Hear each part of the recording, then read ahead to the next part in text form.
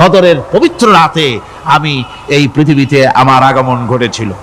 যদি প্রশ্ন করা হয়, বুঝলাম সবই, কেন নাজিল হয়েছে তুমি, এই পৃথিবীতে তোমার আসার উদ্দেশ্য কি, মূল কাজটা কি, এই প্রশ্ন যদি করা হয়, কোরআনে কারীম তারা জবাবে বলে, শোনো কেন এসেছি, লিতুখরিজান নাসা মিনাজ-জুলুমাতি ইলান-নূর। আমার মিশন হচ্ছে গোটা বিশ্ব মানবতাকে পুঞ্জীভূত জমাট বাঁধা অন্ধকারের ভেতর থেকে টেনে বের করে আলোর সন্ধান দিতে, আলোর দিকে আনার জন্য আমি কোরআন নাজিল হয়েছি। আল্লাহ পাক আমাদের জন্য একটি পবিত্র মাস আমাদেরকে দিচ্ছেন, দান করেছেন, যে মাসটির নাম হচ্ছে রমাদান। রমাদান হচ্ছে রামদুন, রা মিম দত, রাম ধাতু থেকে উৎপত্তি, এর অর্থ হচ্ছে জ্বালানো, পুড়িয়ে দেওয়া, ভস্ম করে দেওয়া। রমাদান, রমজান মুবারকে যারা নাকি সিয়াম সাধনা করে, আত্মত্যাগ করে, অর্থাৎ তিতিক্ষা, ত্যাগ এবং তিতিক্ষা করে, রমজান মুবারকে আল্লাহ পাক যেভাবে রোজা চান ওইভাবে যারা রোজা রাখে, তাদের সমস্ত গুনাহ সমূহকে আগুন যেমন আবর্জনাকে জ্বালিয়ে দেয়, রোজা যদি সঠিকভাবে কারো হয় তাহলে তার গুনাহগুলিকে এইভাবে জ্বালিয়ে ভস্ম করে দেয়। সুবহানাল্লাহ ওয়া বিহামদিহি। এই রমাদান আমাদের সামনে। আমি আমার আলোচনার শুরুতে আমি আপনাদের খেদমতে আরজ করতে চাই যে মাসটির মধ্যে আমরা প্রবেশ করতে যাচ্ছি, দুটি জিনিস আমাদের সামনে এখন। একটি হচ্ছে আমরা মাহে রমজানকে ইস্তেকবাল করতে যাচ্ছি, মাহে রমজান আমাদের সামনে। দোয়া করে নেই যে আল্লাহ পাক এই পবিত্র রমজানের সম্মান করার মতো তৌফিক আমাদেরকে দান করো, আর যেভাবে রোজা রাখলে পরে তুমি খুশি হও সেইভাবে আমাদেরকে রোজা রাখার তৌফিক দান করো, বলি আমিন। এটি হচ্ছে সর্বশ্রেষ্ঠ মাস আল্লাহ পাক মুসলমানদের জন্য দান করেছেন। আবারও বলি আলহামদুলিল্লাহ। কোরআন শরীফের মধ্যে আল্লাহ সমস্ত ইবাদতের কথা বলেছেন,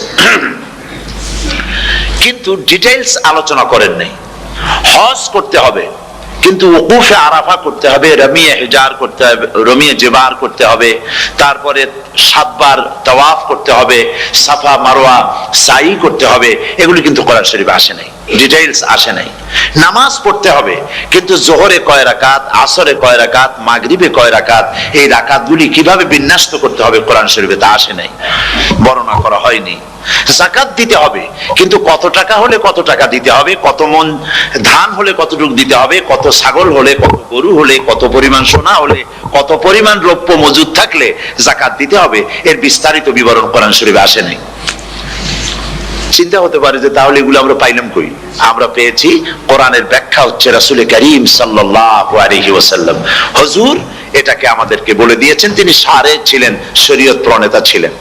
তো সমস্ত ইবাদতকে আল্লাহ পাক সংক্ষেপে সংক্ষেপে তিনি আউটলাইন অথবা গাইডলাইন তিনি দিয়েছেন আল্লাহ পাক। রমজান মুবারক হচ্ছে একমাত্র ইবাদত যে রমজান সম্পর্কে আল্লাহ পাক ডিটেইলস পূর্ণ একটি রুকু আল্লাহ পাক আলোচনা করেছেন। সুবহানাল্লাহ। রোজা শুরু করবেন কোনখান থেকে, শেষ করবেন কোথায় গিয়ে, সফরে প্লেনে যখন চলবেন তখন আপনার রোজার অবস্থা কি হবে, যদি দেশে যান তখন কি হবে, অসুস্থ হলে কি হবে, কিভাবে রোজা রাখবেন, কিভাবে রোজা ভাঙবেন, তারপরে কখন শুরু হবে, কখন কি হবে ইত্যাদি বিস্তারিত বিবরণ।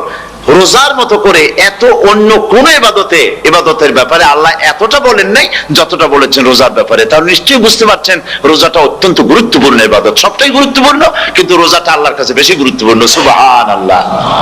আচ্ছা, বেশি গুরুত্বপূর্ণ কেন সে কথা কি বলবো? অবশ্যই বলবো। বেশি গুরুত্ব এই কারণে, আল্লাহ পাক বলেছেন, এটা হচ্ছে হাদিসে কুদসি, আল্লাহ পাক বলেছেন আস-সাওমু লি ওয়া আনা আজজি বিহি। অন্য রিওয়ায়াতে এসেছে ওয়া আনা উজজা বিহি। আস-সাওমু লি, রোজা হলো আমার জন্য। কে বলতেছেন বলুন তো? আল্লাহ পাক বলছেন রোজা হচ্ছে আমার জন্য, রোজার পুরস্কার আমি দেব। অন্য বর্ণনায় এসেছে রোজা আমার জন্য আর রোজাদারের পুরস্কার আমি আল্লাহ নিজেই পুরস্কার। সুবহানাল্লাহ, সুবহানাল্লাহ। তাহলে প্রশ্ন আসে, আল্লাহ পাক বলছেন রোজা আমার জন্য, আস-সাওমু লি। আল্লাহ তো এই কথা কোথাও বলেন না আজ-যাকাতুলি, আস-সালাতুলি, আল-হাজ্জুলি, রোজা আমার কি বলে, যাকাত আমার জন্য, হজ আমার জন্য, নামাজ আমার জন্য, এ কথা কিন্তু আল্লাহ বলেন নাই। অবশ্যই আমরা যাকাত হোক, নামাজ হোক, হজ হোক কার জন্য করি? আল্লাহর জন্য করি। রমজানের ব্যাপারে আল্লাহ খাস করেছেন যে আস-সাওমু লি, রোজা আমার জন্য। এই কথাটার অর্থ কি, তাৎপর্য কি, ব্যাখ্যা কি, সিগনিফিকেন্স কি? এর সিগনিফিকেন্স হচ্ছে এই যে প্রত্যেকটা ইবাদতের দুটি ধরন আছে। কয়টা ধরন বলুন তো? দুটি ধরন। একটি ধরন হচ্ছে বাহ্যিক, আর একটা হচ্ছে আভ্যন্তরীণ।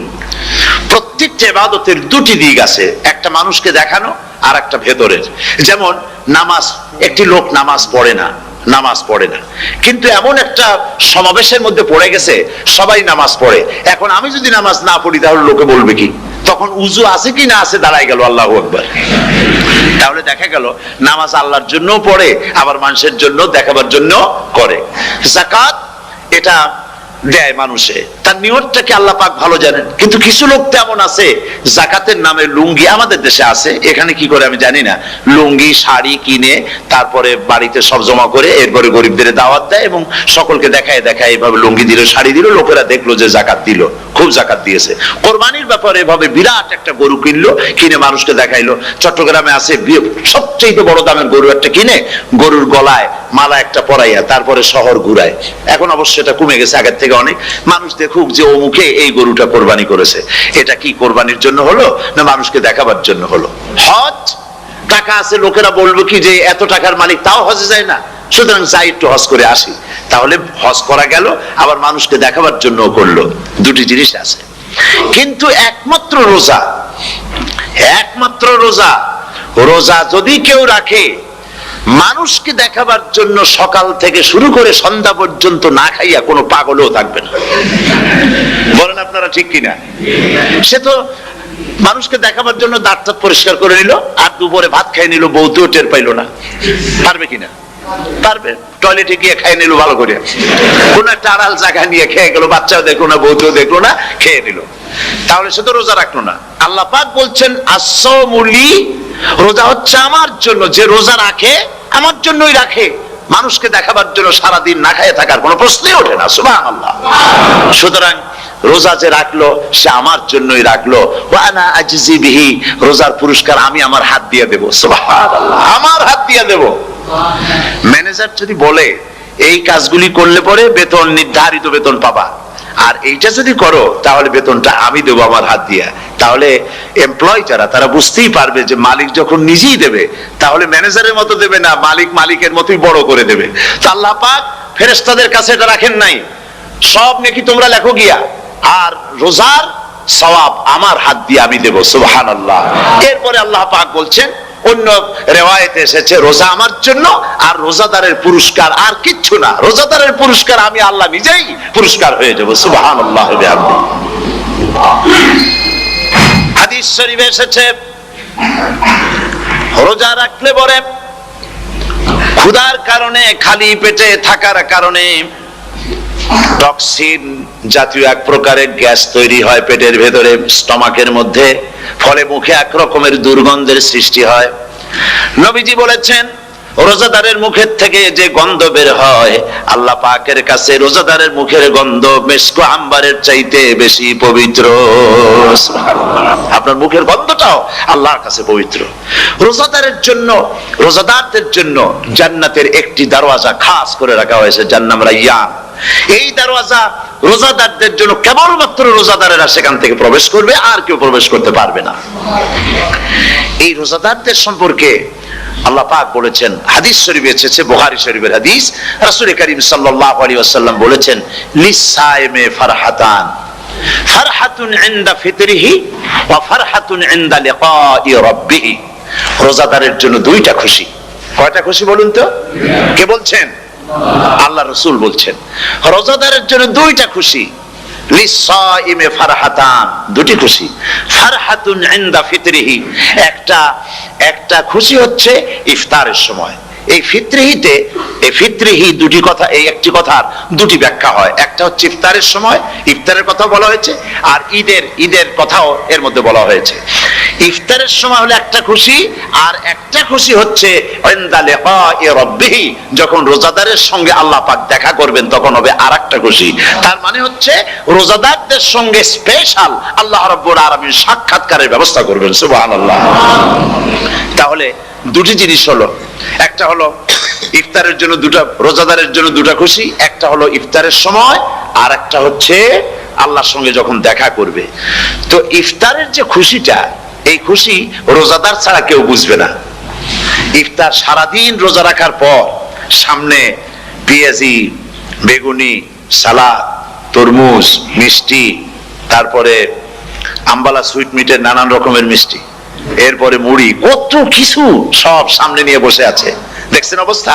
সমস্ত কিছু সামনে বসা, ঘড়ির দিকে তাকানো। আপনি যদি 5 মিনিট আগে খান, ফেরেশতা এসে মুখের উপর থাপ্পড় মারবে, বেটা খাইলি কেন? বলবে কেউ? বলবে না। কোন ফেরেশতা লাঠি নিয়ে দাঁড়ায় আছে? দাঁড়ায় নাই। কিন্তু আপনি খাচ্ছেন না কেন?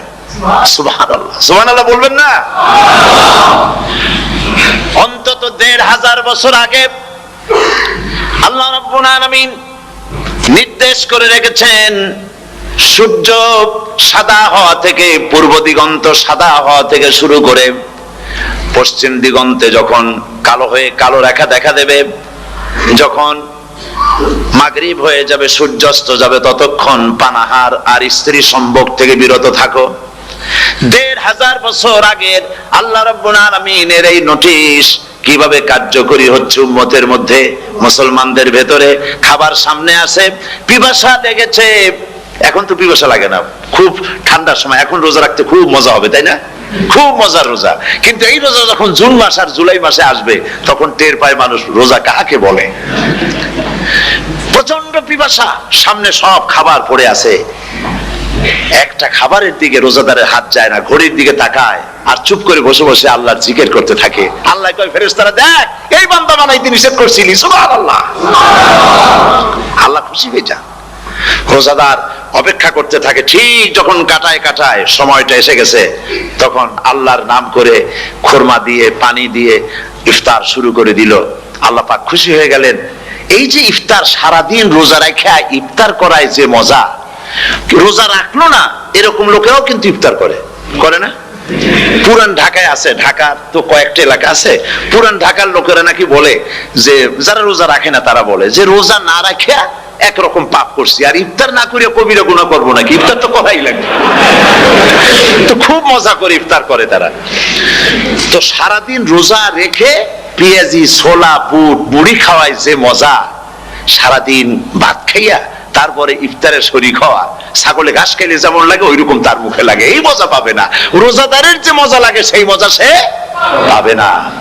সারা মাস রোজা থাকার পর, আল্লাহর হুকুম মেনে সারা রাত রোজা রাখার পর, তারপরে ঈদের দিনে জামা কাপড় পরিষ্কার করে, শেরওয়ানি গায়ে লাগাইয়া, পাঞ্জাবি পরে, আতর মেখে, এরপরে ঈদের জামাতে যখন দাঁড়ায় যায়, সে যে মজা পায়, সারা মাস রোজা রেখে ঈদের জামাতে গিয়ে সে যে মজা পায়, যে রোজা রাখলো না, ঈদের দিনে খুব জামা, পাজামা, সেন্ট এগুলো মেখে টেকে প্রথম কাতারে গিয়ে দাঁড়ায় গেছে, ও সেই মজা পাবে না। ওর মনের মধ্যে একটা চোর চোর ভাব থেকেই যায়।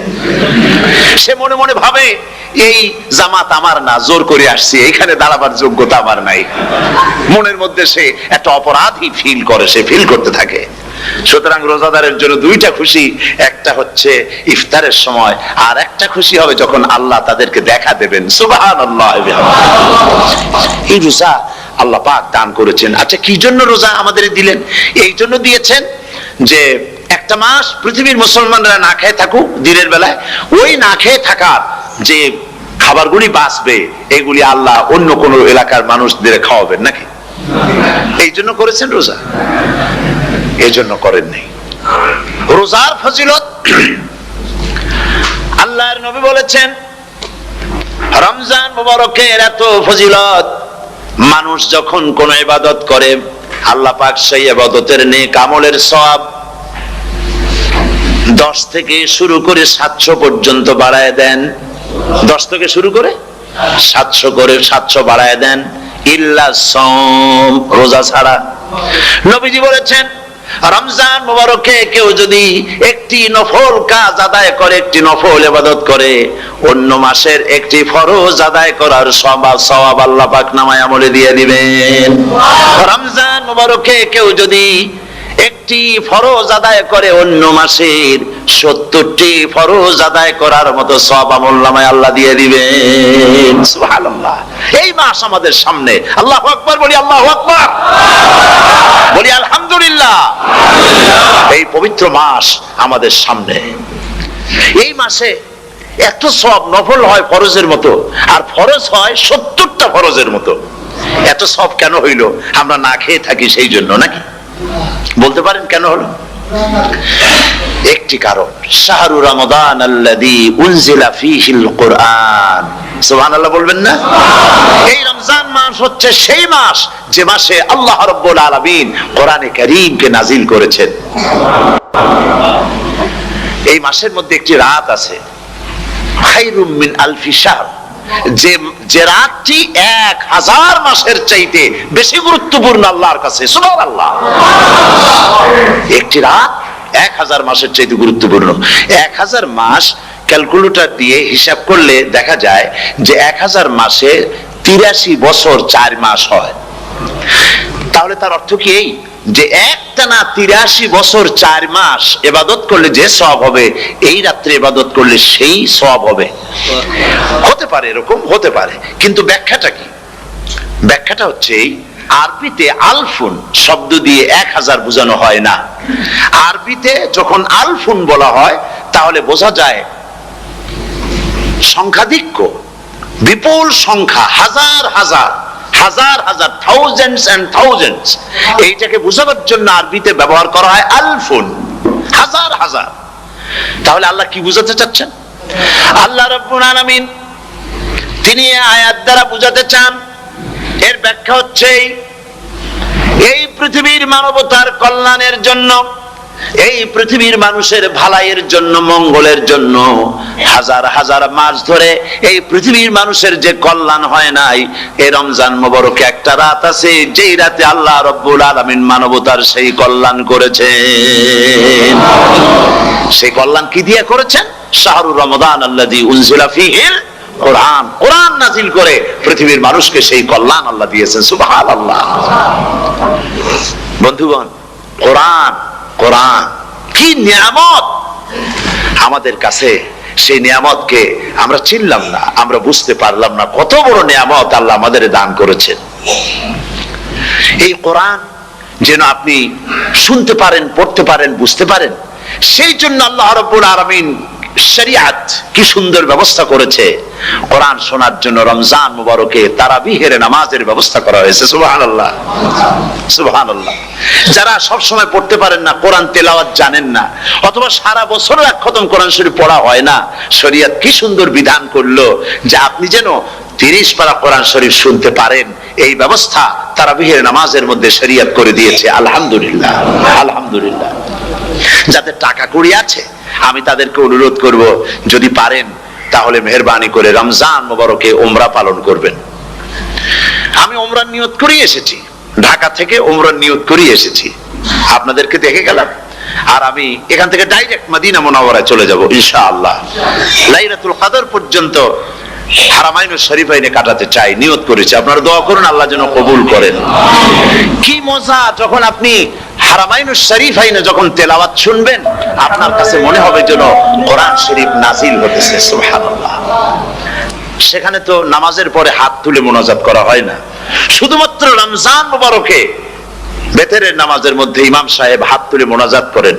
গত বছর রমজান মুবারকের লাইলাতুল কদরে আমি ছিলাম, গত কয়েক বছর ধরে আল্লাহ যাওয়ার তৌফিক দিয়েছেন দয়া করে। সেখানে লাইলাতুল কদরে পত্রিকাগুলি লিখেছে 30 লাখের উপরে লোক ছিল মক্কা শরীফের, হারাম শরীফে। নামাজ হবে, আজান হবে, ওয়াজ হবে, জিকির হবে, সব আপনার ঘরে বসে আপনি শুনতে পারবেন। আল্লাহ রাব্বুল আলামিন এই ইকদামকে, এই পদক্ষেপকে আল্লাহ কবুল করুন, সবাই বলেন আমিন। এবং প্রত্যেকের ঘরে ঘরে এই রেডিও পৌঁছে যাক, আমরা বলি আমিন। আল্লাহ যেন কবুল করেন। আপনি ঘরে বসে মসজিদের সমস্ত প্রোগ্রাম পেতে পারবেন। আর কি সুন্দর সেখানে যিনি তেলাওয়াত করেন, আজান দেন, আলহামদুলিল্লাহ, তার আজান শুনলে পরে তো মনে হয় যে আমি মক্কা মক্কা শরীফে চলে গেছি, মদিনায় চলে গেছি। আর তেলাওয়াত কত সুন্দর, আলহামদুলিল্লাহ। আল্লাহ তার প্রতি রহম করুন, আমরা বলি আমিন। সুতরাং বলতেছিলাম যে এই পবিত্র রমজানুল মুবারক এটি কি জিনিসটা, কি জিনিসটা বোঝাবার জন্য আমি বলি, যেমন এই ঘড়িটা এটা কেনার পর 2-1 বছর পর এটা ফাস্ট হয় অথবা কি হয়, স্লো হয়ে যায়। তখন এটাকে সারার জন্য আমরা হসপিটালে দেই। হসপিটাল মানে লন্ডন হসপিটাল না, ঘড়িরও হসপিটাল আছে। একটা রমজান মাস আল্লাহ দিলে, নবীজি বলেছেন রমজান মুবারকের মাস আসার সঙ্গে সঙ্গে আল্লাহ রাব্বুল আলামিন তিনি জান্নাতের সমস্ত দরজাগুলি খুলে দেন, আর জাহান্নামের সব দরজাগুলি আল্লাহ রাব্বুল আলামিন বন্ধ করে দেন। সুবহানাল্লাহ। আর শয়তানকে শৃঙ্খল দিয়ে বেঁধে ফেলা হয়, শিকল দিয়ে শয়তানদের বান্ধা হয়ে যায়।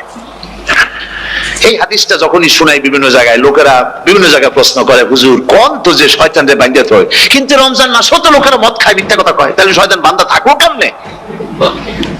আমি বলি দেখেন, এরও ব্যাখ্যা আছে। এর ব্যাখ্যা হলো এই, কোন কোন ঘড়ি আছে একবার চাবি দিলে 6 মাস চলে, আর একবার চাবি দিলে 2 বছর চলে, আবার চাবি দিলে লাইফ চলে যায়, এরকমের ঘড়িও আছে। কোন কোন মানুষের শয়তানে এমন চাবি দিছে যে চাবিতে 6 মাস চলে, কোনটায় 10 মাস চলে, কোনটায় বছর চলে। রোজার মাসেও যারা গুনাহ করে শয়তানে এমন চাবি দিছে যে রোজার মাসেও বন্ধ হচ্ছে না, এরা শয়তানের খপ্পরে পড়ে গেছে। আল্লাহ এই চাবি থেকে মুসলমানদেরকে হেফাজত করুন, বলি আমিন। জোরে বলেন আমিন। শয়তান থেকে পানাহ কেউ দিতে পারে না, কোন গভর্নমেন্ট পারবে না। ব্রিটিশ গভর্নমেন্ট পারবে নাকি? American government? কেউ পারবে না। শয়তান থেকে পানাহ দিতে পারে কেবলমাত্র কে? ওই আল্লাহ রাব্বুল আলামিন আমাদেরকে শিখায় দিয়েছেন, শয়তানের ওয়াসওয়াসা থেকে আমার কাছে পানাহ চাও। আউযু বিল্লাহি মিনাশ শাইতানির রাজীম। বিতাড়িত মরদুদ শয়তানের ওয়াসওয়াসা থেকে পানাহ চাই, আল্লাহর কাছে পানাহ চাও। আল্লাহ পাক বলেন আমি পানাহ দিতে পারি শয়তানের ওয়াসওয়াসা থেকে। শয়তান থেকে আশ্রয় একমাত্র সিকিউর, নিরাপত্তা পেয়েছেন আল্লাহর পয়গম্বরেরা। সুবহানাল্লাহ। আম্বিয়া আলাইহিমুস সালাম তারা আল্লাহ কর্তৃক নিয়ন্ত্রিত, শয়তানের ক্ষমতা নাই পয়গম্বরদের কাছে যাওয়া। চতুর সীমানার ভেতরে শয়তান প্রবেশ করে কোন নবীকে ওয়াসওয়াসা দিতে পারবে না, বলি সুবহানাল্লাহ। এই জন্য শয়তান থেকে বেঁচে যাওয়া, শয়তানের ওয়াসওয়াসা থেকে বাঁচা খুবই কঠিন। সেই জন্য আল্লাহ পাক বলছে শয়তানকে বেঁধে রাখা হয়, জান্নাতের সমস্ত দরজা খোলা, জাহান্নামের সমস্ত দরজা বন্ধ হয়ে যায়। এই নিয়ামতের মাস আমাদের সামনে। প্রত্যেকটি যখন কোন ওয়ার্কশপ হয়, তো ওয়ার্কশপের জন্য এক একটা কি বলে সিলেবাস থাকে। রমজান মুবারক একটা ওয়ার্কশপ। এই ওয়ার্কশপের মধ্যে একটা সিলেবাস আছে, সেই সিলেবাসের নাম হচ্ছে কোরআন।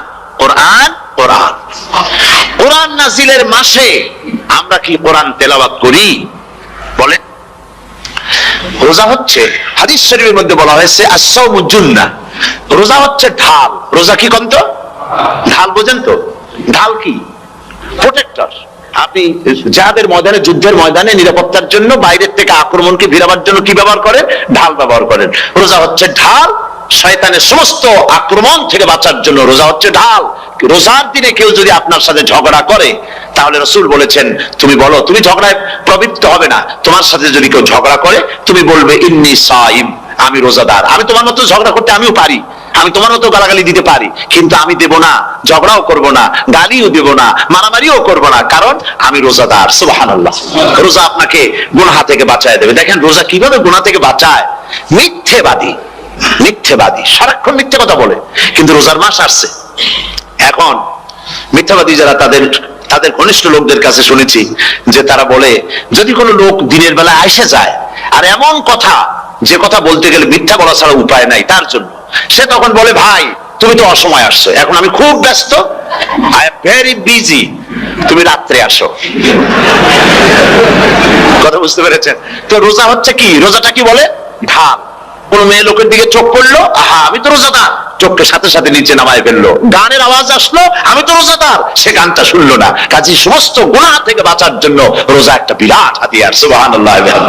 এই মাসে আল্লাহ রাব্বুল আলামিন এই মাসটা, এই রোজাটা কেন দিয়েছেন? লাআল্লাকুম তাত্তাকুন, ইয়া আইয়ুহাল্লাযীনা আমানু কুতিবা আলাইকুমুস সিয়ামু কামা কুতিবা আলাল্লাযীনা মিন ক্বাবলিকুম লাআল্লাকুম তাত্তাকুন। হে বিশ্বাসীরা, তোমরা যারা ঈমান এনেছো শোনো, আমি রোজাকে তোমাদের জন্য ফরজ করেছি, যেমন করে ফরজ করেছিলাম তোমাদের পূর্বপুরুষদের উপরে।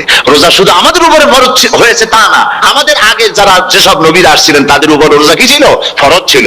সুতরাং এই রোজা তোমাদের উপরে ফরজ, এই জন্য লাআল্লাকুম তাত্তাকুন, যাতে করে তোমরা কি হতে পারো? পরেজগার হতে পারো। কি হতে পারো? পরেজগার, মুত্তাকি হতে পারো, আল্লাহকে ভয় করতে পারো। একমাত্র আল্লাহর ভয় মানুষকে ভালো বানাতে পারে। একটা মানুষ জান্নাতে যাওয়ার জন্য, জাহান্নাম থেকে বাঁচার জন্য একটা জিনিস, কয়টা জিনিস বলেন? একটি জিনিস যদি ভেতরে থাকে তাহলে সমস্ত গুনাহ থেকে বাঁচতে পারে। আর একটি জিনিস যদি না থাকে তাহলে এমন কোন কাজ নাই পৃথিবীতে যা সে করতে পারে না। সেই কাজটার নাম কি? তাকওয়া। সবাই বলেন কাজটার নাম কি? তাকওয়া।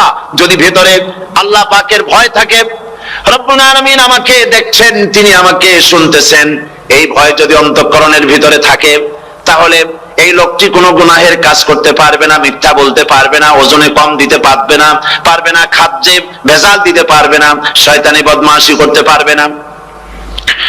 আর যদি এই জিনিসটির অভাব থাকে, যদি তাকওয়া না থাকে, তাহলে সমস্ত অন্যায় কাজ সে করতে পারবে। এই জন্য আল্লাহ রাব্বুল আলামিন বলেন, রোজা এই জন্য দান করেছে যাতে করে, রোজার মাস এই জন্য দিলাম, লাআল্লাকুম তাত্তাকুন, তোমাদের ভিতরে তাকওয়ার সৃষ্টি হয়। এই ওয়াজ আমি আপনাদের সামনে অনেকবার করেছি। হযরত ওমর রাদিয়াল্লাহু তাআলা আনহু রাতের বেলায় ঘুরতে ঘুরতে দেখেন এক বাড়িতে আলো জ্বলছে, শেষ রাত। এই রাত্রে বাড়িতে আলো জ্বলে কেন? ভাবলেন কোনো অসুখ বিসুখ হলো নাকি। তো উনি কাছে গেছেন, গিয়ে কান পেতে শুনতেছেন।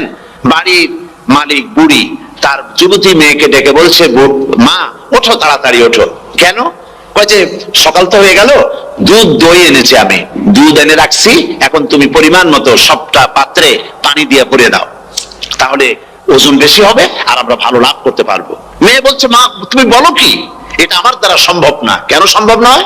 হযরত ওমর এক ফরমান জারি করেছেন, তিনি বলেছেন পানিতে, দুধের মধ্যে পানি মিশাতে নিষেধ করেছেন। তাছাড়া রাসূল করিম সাল্লাল্লাহু আলাইহি ওয়াসাল্লাম খাদ্যদ্রব্যে ভেজাল দিতে নিষেধ করেছেন। কাজী হযরত ওমরের এই নির্দেশকে আমি অমান্য করতে পারবো না। মা বলছে, দেখো ওমর এখন তো ঘুমাইতেছে, এত রাত্রে তিনি কি এখানে আসছেন নাকি আমাদের এই কারবার দেখতে? তুমি পানি মিশা হচ্ছে মতো। মেয়ে বলছে, মা হযরত ওমর ঘুমাতে পারেন, তার পুলিশেরা, তার গোয়েন্দা বিভাগের লোকেরা ঘুমাতে পারেন, হযরত ওমরের চোখকে ফাঁকি দেওয়া যাবে, হযরত ওমরের পুলিশকে ফাঁকি দেওয়া যেতে পারে, কিন্তু আল্লাহ রাব্বুল আলামিনের চোখকে ফাঁকি দেওয়া যাবে না। আমার পক্ষে সম্ভব নয়, আমি দুধে পানি মিশাতে পারবো না। হযরত ওমর রাদিয়াল্লাহু তাআলা চলে গেলেন, গিয়ে তার ছেলেকে ডেকে বললেন, ছেলে আমি তো এখন বুড়া হয়ে গেছি, আমার বিয়ের বয়স নাই, আমি একটা মেয়ের খোঁজ নিয়ে আসছি, যদি আমার বয়স থাকতো এই মেয়েটার আমি বিয়ে করতাম। সুবহানাল্লাহ, সুবহানাল্লাহ। এই মেয়েটা তুমি খোঁজ নাও, যদি বিয়ে না হয়ে থাকে তুমি প্রস্তাব দাও বিবাহের। কি সৌন্দর্য তিনি দেখলেন মেয়েটার মধ্যে, স্বাস্থ্য, রূপ, যৌবন, কি দেখলেন? তাকওয়া। জোরে বলেন না, কি দেখলেন? তাকওয়া। এই তাকওয়া তিনি দেখলেন। এই তাকওয়ার উপরে ভিত্তি করে আমিরুল মুমিনিন, অর্থাৎ পৃথিবীর প্রেসিডেন্ট, খলিফাতুল মুসলিমিন, আমিরুল মুমিনিন হযরত ওমর তার ছেলের জন্য পুত্রবধূ করে তাকে ঘরে নিয়ে আসলেন। সুবহানাল্লাহ। ফায়দা কি হলো? ফায়দা এই হলো, এই মেয়ের গর্ভে যে মেয়ে হলো, সেই মেয়ের গর্ভে ফারুকে সানি, হযরত ওমর ইবনে আব্দুল আজিজ রাহমাতুল্লাহ আলাইহির মতো ফারুকে সানি আল্লাহ দান করে দিলেন। সুবহানাল্লাহ ওয়া বিহামদি। এটার নাম হচ্ছে তাকওয়া। এই তাকওয়ার ব্যাপারে হযরত ওমর রাদিয়াল্লাহু তাআলা আনহু, তিনি হযরত কাব বিন উবাই রাদিয়াল্লাহু তাআলা আনহুকে জিজ্ঞেস করেছিলেন যে তাকওয়ার একটা ব্যাখ্যা আপনি কি আমাকে বলতে পারেন, তাকওয়ার ব্যাখ্যাটা কি? তিনি বলেন, হ্যাঁ পারি। কি ব্যাখ্যা? তিনি বলেন যে দেখুন, তাকওয়ার ব্যাখ্যা হচ্ছে এই যে সংকীর্ণ একটি রাস্তা, সরু ন্যারো একটা রোড, এই ন্যারো রোডের দুই দিকে আছে কাঁটাযুক্ত লতা পাতা। এই কাঁটাযুক্ত লতা পাতার মধ্য দিয়ে এই সরু রাস্তা দিয়ে আপনি যখন যাবেন তো কিভাবে যাবেন? হযরত ওমর বললেন, আমার জামা কাপড় এইভাবে খুব আটোসাটো করে আমরা যাব, যাতে করে গায়ের চামড়াও না ছেড়ে আমার জামাও যাতে না ছিঁড়ে যায়। হযরত কাব বিন উবাই রাদিয়াল্লাহু তাআলা আনহু বলছেন, এটার নামই হচ্ছে তাকওয়া। এটার নাম কি? তাকওয়া, এটার নাম হচ্ছে তাকওয়া। দুনিয়ার অসংখ্য পাপের ভেতর থেকে আপনি চলে যাবেন, পাপ যেন আপনাকে স্পর্শ করতে না পারে, এটার নাম তাকওয়া। বাইন মাছ নিশ্চয়ই খেয়েছেন আপনারা, না লন্ডনে পাওয়া যায় না? পাওয়া যায়। এই বাইন মাছ যারা খেয়েছেন আপনারা, আমি জানি না আপনারা জানেন কিনা, বাইন মাছ কোথায় থাকে? পানিতে থাকে না কাদায় থাকে? মাশাআল্লাহ, বাইন মাছ থাকে কাদার মধ্যে। কিন্তু এই বাইন মাছ যারা ধরেছে তাদের মুখে শুনেছি আমি যে বাইন মাছ থাকে কাদায়, ওকে যখন ধরে টেনে বের করায় কাদার মধ্যে থেকে এক ফোঁটা কাদা ওর গায়ে নাই। এই কলুষিত সমাজ, পাপে ভরপুর। গ্রেট ব্রিটেন, আমেরিকা, পাশ্চাত্য, আমাদের দেশ, সর্বত্র পাপ আর পাপ। এই পাপের মধ্যে বাইন মাছ শুধু খাইয়েন না, ওর কাছ থেকে শিক্ষাও গ্রহণ করেন। ও যেমন কাদার মধ্যে থাকে, কাদা ওর গায়ে লাগে না, আপনিও এই সমাজের মধ্যে আপনি আপনার কাজ চালিয়ে যান, পাপ যেন আপনাকে স্পর্শ না করে। আল্লাহ যেন পাপের থেকে আমাদের বাঁচান। আমরা বলি আমিন, সবাই বলেন আমিন। এটার নাম হচ্ছে তাকওয়া। আর তাকওয়া লম্বা জামায় তাকওয়া হয় না, লম্বা দাড়িতে তাকওয়া হয় না, পাগড়ি একটা বানলেই তাকওয়া হয় না। রাসূল সাল্লাল্লাহু আলাইহি ওয়াসাল্লাম বলেছেন তাকওয়া হা হুনা, হা হুনা, হা হুনা, তিনবার বলেছেন, বুকের দিকে দেখায় বলেছেন তাকওয়া হা হুনা। তাকওয়া হচ্ছে এখানে। এর অর্থ এই নয় যে আমি দাড়িকে আমি ছোট করে দেখছি, জামাকে ছোট করে দেখছি, তা নয়। কিন্তু বলছি যে তাকওয়াটা হচ্ছে অন্তরের ভেতরে। এই অন্তরের ভেতর থেকেই এটার বহির প্রকাশ হতে হবে, আপনার কথায়, আপনার বলায়, আপনার ওঠায়, আপনার বসায়, আপনার চালচলনে, আপনার বিয়ে শাদীতে, আপনার ব্যবসা বাণিজ্যের সর্বত্র তাকওয়ার ছাপ প্রদর্শিত হতে হবে। তাহলেই আমার মধ্যে তাকওয়া এসেছে বলে প্রমাণ হবে। আর এটাই আল্লাহ পাক চান, রমজান মুবারকে তোমাদের মধ্যে তাকওয়া সৃষ্টি হোক। রোজা সম্পর্কে এই কথাগুলি আমি বলে নিলাম। প্রথম 10 দিন শুধু রহমত নাজিল হবে, দ্বিতীয় 10 দিনে আল্লাহ পাক শুধু মাফ করতে থাকবেন, আর তৃতীয় 10 দিনে আল্লাহ পাক জাহান্নাম থেকে মুক্ত করে দিবেন। সুবহানাল্লাহ। রমজানে মক্কা শরীফে, মদিনা শরীফে ছোট্ট একটা বাচ্চাও ঘুমায় না। অন্তত 5-7 বছর, 8-10 বছর বয়স হয়ে গেছে এরকম বাচ্চা সারা রাত্রে 1 সেকেন্ডের মধ্যে ঘুমায় না। সমস্ত লোক জাগে, ফজরের নামাজ পড়তে গিয়ে ঘুমায়, সব সমানে 2 হাতে নেকি কামাই করে। নেকি কামাইয়ের মৌসুমে বাহার। রমজান হচ্ছে নেকি কামাইয়ের বসন্তকাল। আপনারা যেন খবরদার মিস করবেন না, মিস করবেন না, খবরদার। এই মাসটা পুরোপুরি কাজে লাগাবার জন্য মায়েরা, আমার মায়েরা, বোনেরা, মেহেরবানি করে এই মাসটা কাজে লাগাবেন। গীবত গাইবেন না, রাগারাগি করবেন না, ঝগড়াঝাড়ি করবেন না, মিথ্যা কথা বলবেন না, তেলাওয়াত, জিকির, আজগার। আর পুরুষেরাও এই জিকির আজগারের মধ্যে, মানুষকে ভালো কাজের আদেশ করার মধ্যে যা আজকে আল্লাহ আমার দিয়ে বলাইলেন, এই কাজগুলি আমি এবং আপনারা সবাই যেন আমল করতে পারি। আল্লাহ তৌফিক দান করুন। যে ব্যক্তি তওবা করে আল্লাহর পথে চলে, নেক আমল করে, পেছনের জীবনের দোষ ত্রুটি যা করেছেন সবগুলির বদলে আল্লাহ রব্বুল আলামিন নেকি লিখে দিবেন। জোরে বলেন সুবহানাল্লাহ। তার মানে কি? তার মানে হচ্ছে জীবনে যত অপরাধ করেছিল, তওবা করে যখন ভালো কাজ করবে, আর পেছনের কথাগুলি যখন মনে করবে গভীর রাত্রে, আল্লাহ আমি এই ধরনের পাপ করেছিলাম, চুরি করেছি, ডাকাতি করেছি, জেনা করেছি, মদ খেয়েছি, মিথ্যা কথা বলেছি, এই সব কথা বলে যত অনুশোচনা করবে আর অনুতপ্ত হবে, চোখ দিয়া যত পানি পড়বে, নতুন নতুন করে তার আমল নামে আল্লাহ নেকি লিখতে থাকবেন। জোরে বলেন সুবহানাল্লাহ। রব্বুল আলামিন তার বান্দাকে এত ভালোবাসেন, একজন সাহাবী কতগুলি পাখির বাচ্চা নিয়ে রাসূলের কাছে হাজির হয়েছেন। আল্লাহর নবী বলেন, এই পাখির বাচ্চাগুলি আনলা কেন? সাহাবী বলেন, হুজুর এই পাখির বাসাটা ভেঙে গিয়েছিল, বাচ্চাগুলি যখন ধরলাম ওর মা আমার মাথার উপরে ঠোকরাতে লাগলো, সে নিজের জীবনের মায়াকে উপেক্ষা করে বাচ্চাগুলিকে হেফাজত করার জন্য আমার উপরে ঝাঁপিয়ে পড়লো। আমি নিয়ে এসেছি এখানে, এই দেখুন ঘরের মধ্যে ঢুকেছে, এখানে ওই পাখিটা এসেছে।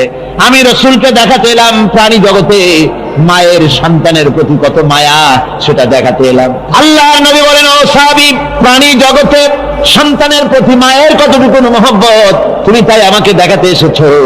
শোনো, এই প্রাণী জগতে সন্তানের প্রতি মায়ের যত মহব্বত, তার চাইতে লক্ষ কোটি গুণে বেশি মহব্বত বান্দার প্রতি আল্লাহ রব্বুল আলামিনের।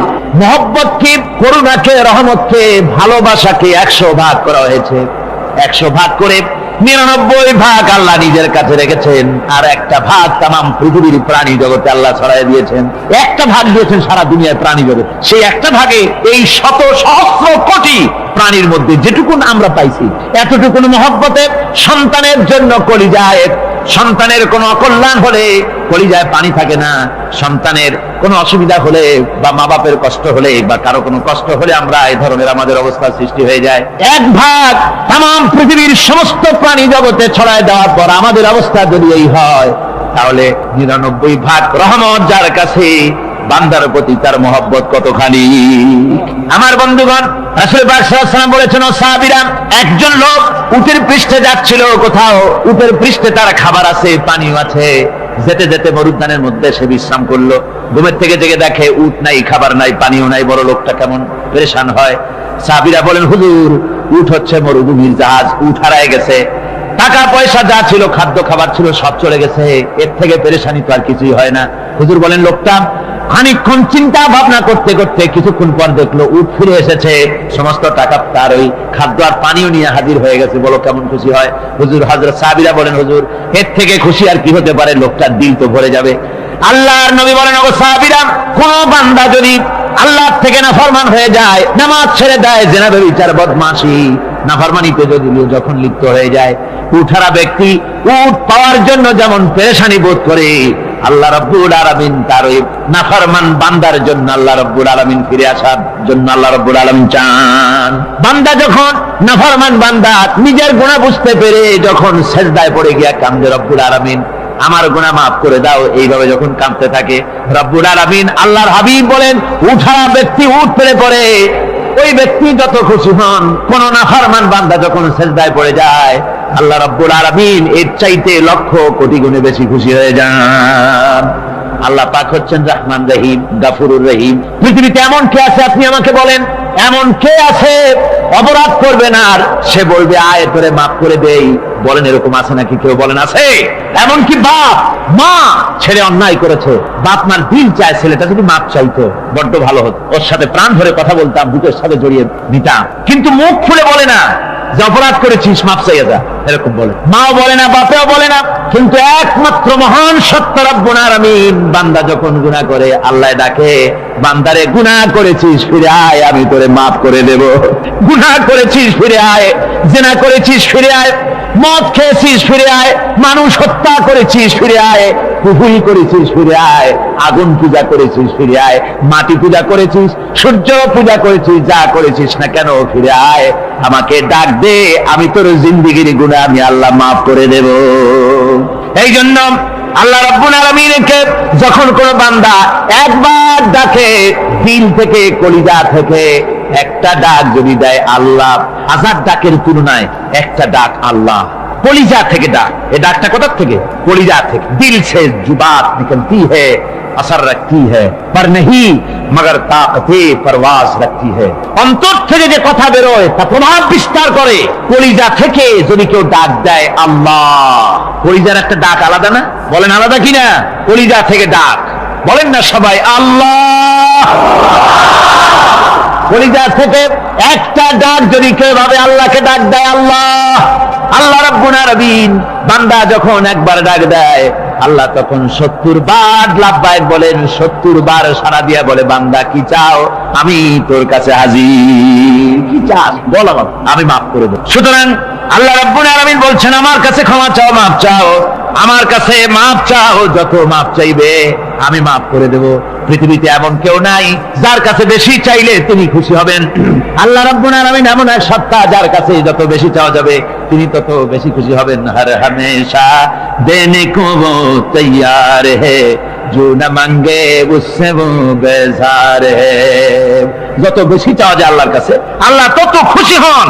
আর যে ব্যক্তি চায় না আল্লাহর কাছে, আল্লাহ তার উপরে বেজার হয়ে যান। ওয়ামান তাবা ওয়া আমিলা সালিহান ফাইন্নাহু ইয়াতুবু ইলাল্লাহি মাতাবা। আর যারা তওবা করে, নেক আমল করে, তার আল্লাহর দিকে ফিরে আসে, যেমনটি তার আশা উচিত তেমন ভাবে সে আল্লাহর কাছে ফিরে আসে। তার মানে হলো তওবা মাফ, তওবা কবুল করার জন্য, গুনাহ মাফ করার জন্য পৃথিবীতে কেউ নাই। আছে কেউ? গুনাহ কি কেউ মাফ করতে পারে? দুনিয়ায় কেউ পারে? আকাশে কেউ পারে? আল্লাহ ছাড়া কেউ গুনাহ মাফ করতে পারে? যদি মানুষ তওবা করে, রব্বুল আলামিন বলেন সে এমন ভাবে তওবা করে আল্লাহর কাছে ফিরে এসেছে যেখানেই তার আসা উচিত। কথাগুলি শোনার পর আপনারা কি বসে থাকবেন? বসে থাকবেন? যারা বসে থাকবে এইগুলি শোনার পরে আল্লাহ তাদেরকে বলেছেন এরা হলো অন্ধ, এরা হলো বধির, এরা হলো বোবা। আমরা আল্লাহর এই যে কথা, আমরা কি অন্ধ আর বধির আর বোবা হবো নাকি?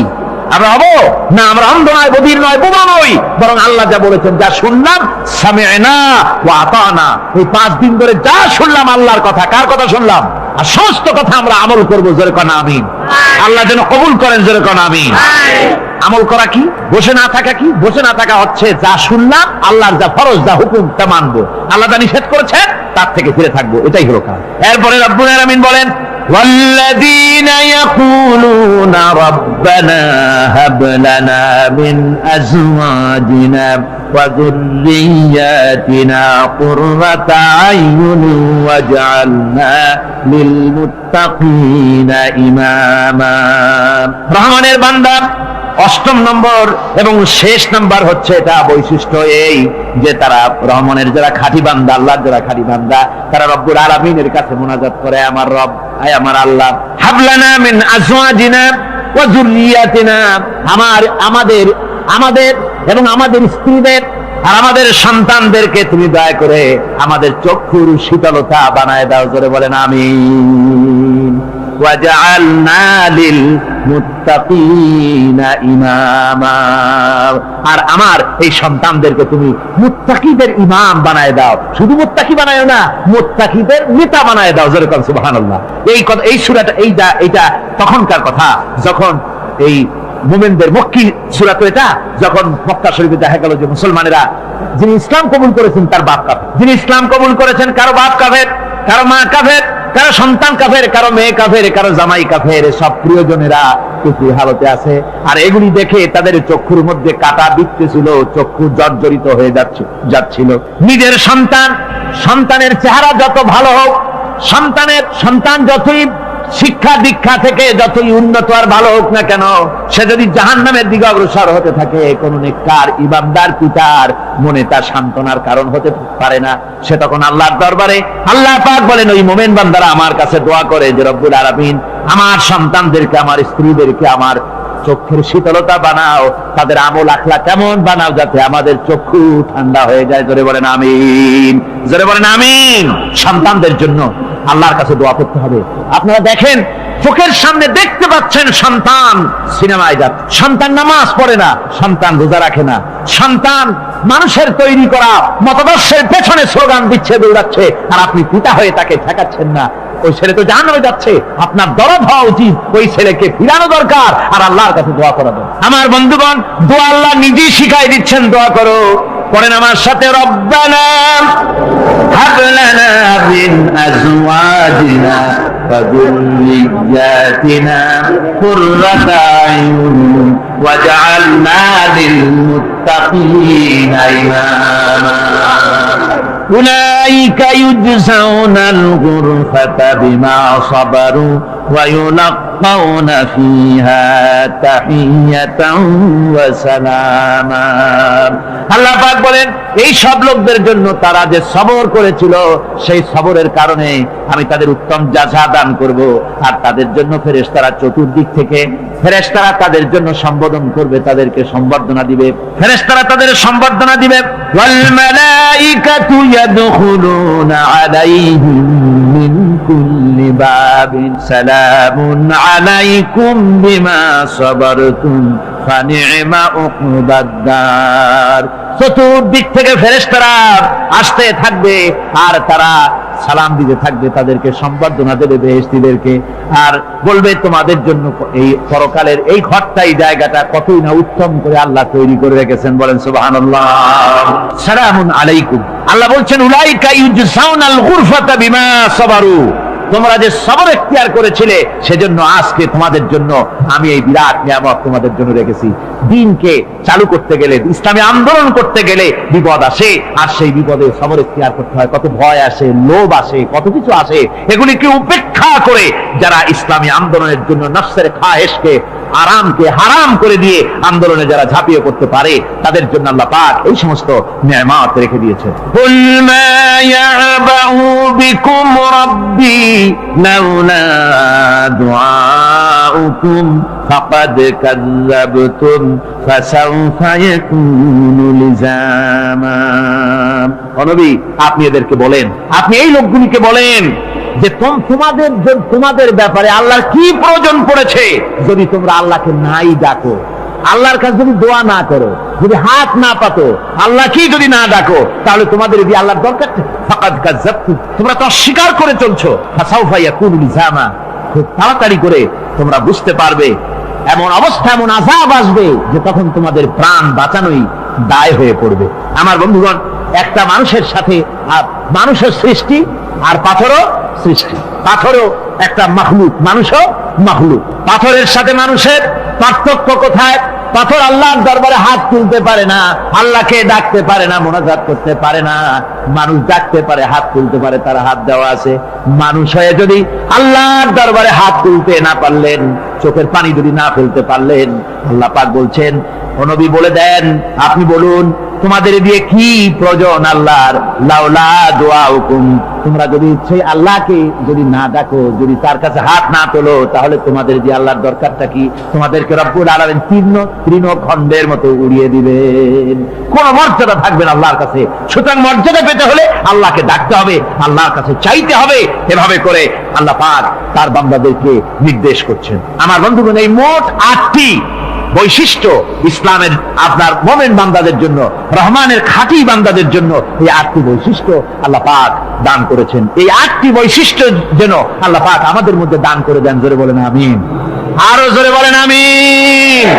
8টি বৈশিষ্ট্যের জন্য আল্লাহ পাক বেহেশত রেখেছেন। 8টি বেহেশত কয়টি? এই 8টি বেহেশতের দরওয়াজা আল্লাহ যেন আমাদের জন্য কিয়ামতে খুলে দেন। জোরে কোন আমিন। আমার ভাইরা, আল্লাহ রাব্বুল আলামিন এই কোরআন যে নাজিল করেছিলেন, এই কোরআন দিয়ে এই ধরনের নৈতিক গুণে গুণান্বিত একটা জনসমষ্টি তৈরি করেছিলেন আল্লাহর হাবিব জনাব মুহাম্মদ রাসূলুল্লাহ সাল্লাল্লাহু আলাইহি ওয়াসাল্লাম। আর সেই জনসমষ্টি দিয়ে রাসূল পাক সাল্লাল্লাহু আলাইহি ওয়াসাল্লাম একটি ইসলামী কল্যাণমূলক রাষ্ট্র তৈরি করেছিলেন। রাসূলুল্লাহ কি করেছিলেন? একটা রাষ্ট্র। এই যা বললাম, এই 5 দিন ধরে যা বললাম, এই সব গুণাবলী দিয়ে, এই সব বৈশিষ্ট্য দিয়ে রাসূলুল্লাহ একটা জনগোষ্ঠী তৈরি করেছিলেন। সেই জনগোষ্ঠী নিয়ে মক্কি জিন্দেগি থেকে রাসূলুল্লাহ মদিনায় আসলেন। আর মদিনায় এসে রাসূলুল্লাহ এখন রাষ্ট্রপ্রধান হয়ে গেলেন। কি হয়ে গেলেন? রাষ্ট্রপ্রধান, প্রেসিডেন্ট হয়ে গেলেন। রাসূলুল্লাহ আজকে প্রেসিডেন্ট, রাষ্ট্র হলো। আর কোরআন দিলেন সংবিধান হিসাবে, শাসনতন্ত্র হিসাবে। আল্লাহর নবী বললেন, আজকে আমি দেশবাসীকে এমন একটা কনস্টিটিউশন, এমন একটি সংবিধান দেশবাসীকে আমি দিলাম, যেই সংবিধানের বদৌলতে সমাজে আর চুরি থাকবে না, ডাকাতি থাকবে না, জেনা থাকবে না, ব্যভিচার থাকবে না। এর বদৌলতে মানুষ এখন দরজা খুলে ঘুমাতে পারবে, আর কোনো অশান্তি থাকবে না, চুরি হবে না, ডাকাতি হবে না, নারী ধর্ষণ হবে না, হত্যা হবে না, আরামের জমিন হয়ে যাবে, আর মানুষ শান্তিতে বসবাস করতে পারবে। হুজুর বললেন, খায়রুল কুরুনি কারনি, সর্বশ্রেষ্ঠ যুগ হচ্ছে আমার যুগ। আমার বন্ধুগণ, কোরআনের সমাজই ছিল পৃথিবীর সর্বশ্রেষ্ঠ সমাজ। সেই সমাজ ব্যবস্থাকে আমরা ভুলে গিয়েছি। আজকে সমাজতন্ত্র ব্যর্থ হলো কেন? কমিউনিজম ব্যর্থ হলো কেন? ব্যর্থ হওয়ার একমাত্র কারণ হলো তারা মানুষকে খেতে দিতে পারে নাই, পড়তে দিতে পারে নাই। পুঁজিবাদও ব্যর্থ, সমাজতন্ত্র ব্যর্থ।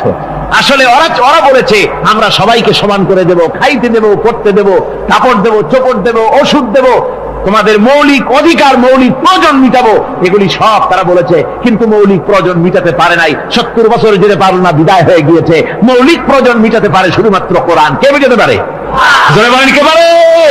কোরআন পারে মানুষের মৌলিক প্রয়োজন মিটাতে। তাই কোরআনে কারীমকে আল্লাহ রাব্বুল আলামিন অবতীর্ণ করলেন। আর কোরআন দিয়ে রাসূল পাক সাল্লাল্লাহু আলাইহি ওয়াসাল্লাম একটা সমাজ তৈরি করলেন, এমন সমাজ যেখানে রাষ্ট্রপ্রধানের পেট ফুলে উঠলো না খাইয়া, রাষ্ট্রপ্রধানের বিরাট বিল্ডিং উঠলো না, বিদেশে টাকা জমা হলো না।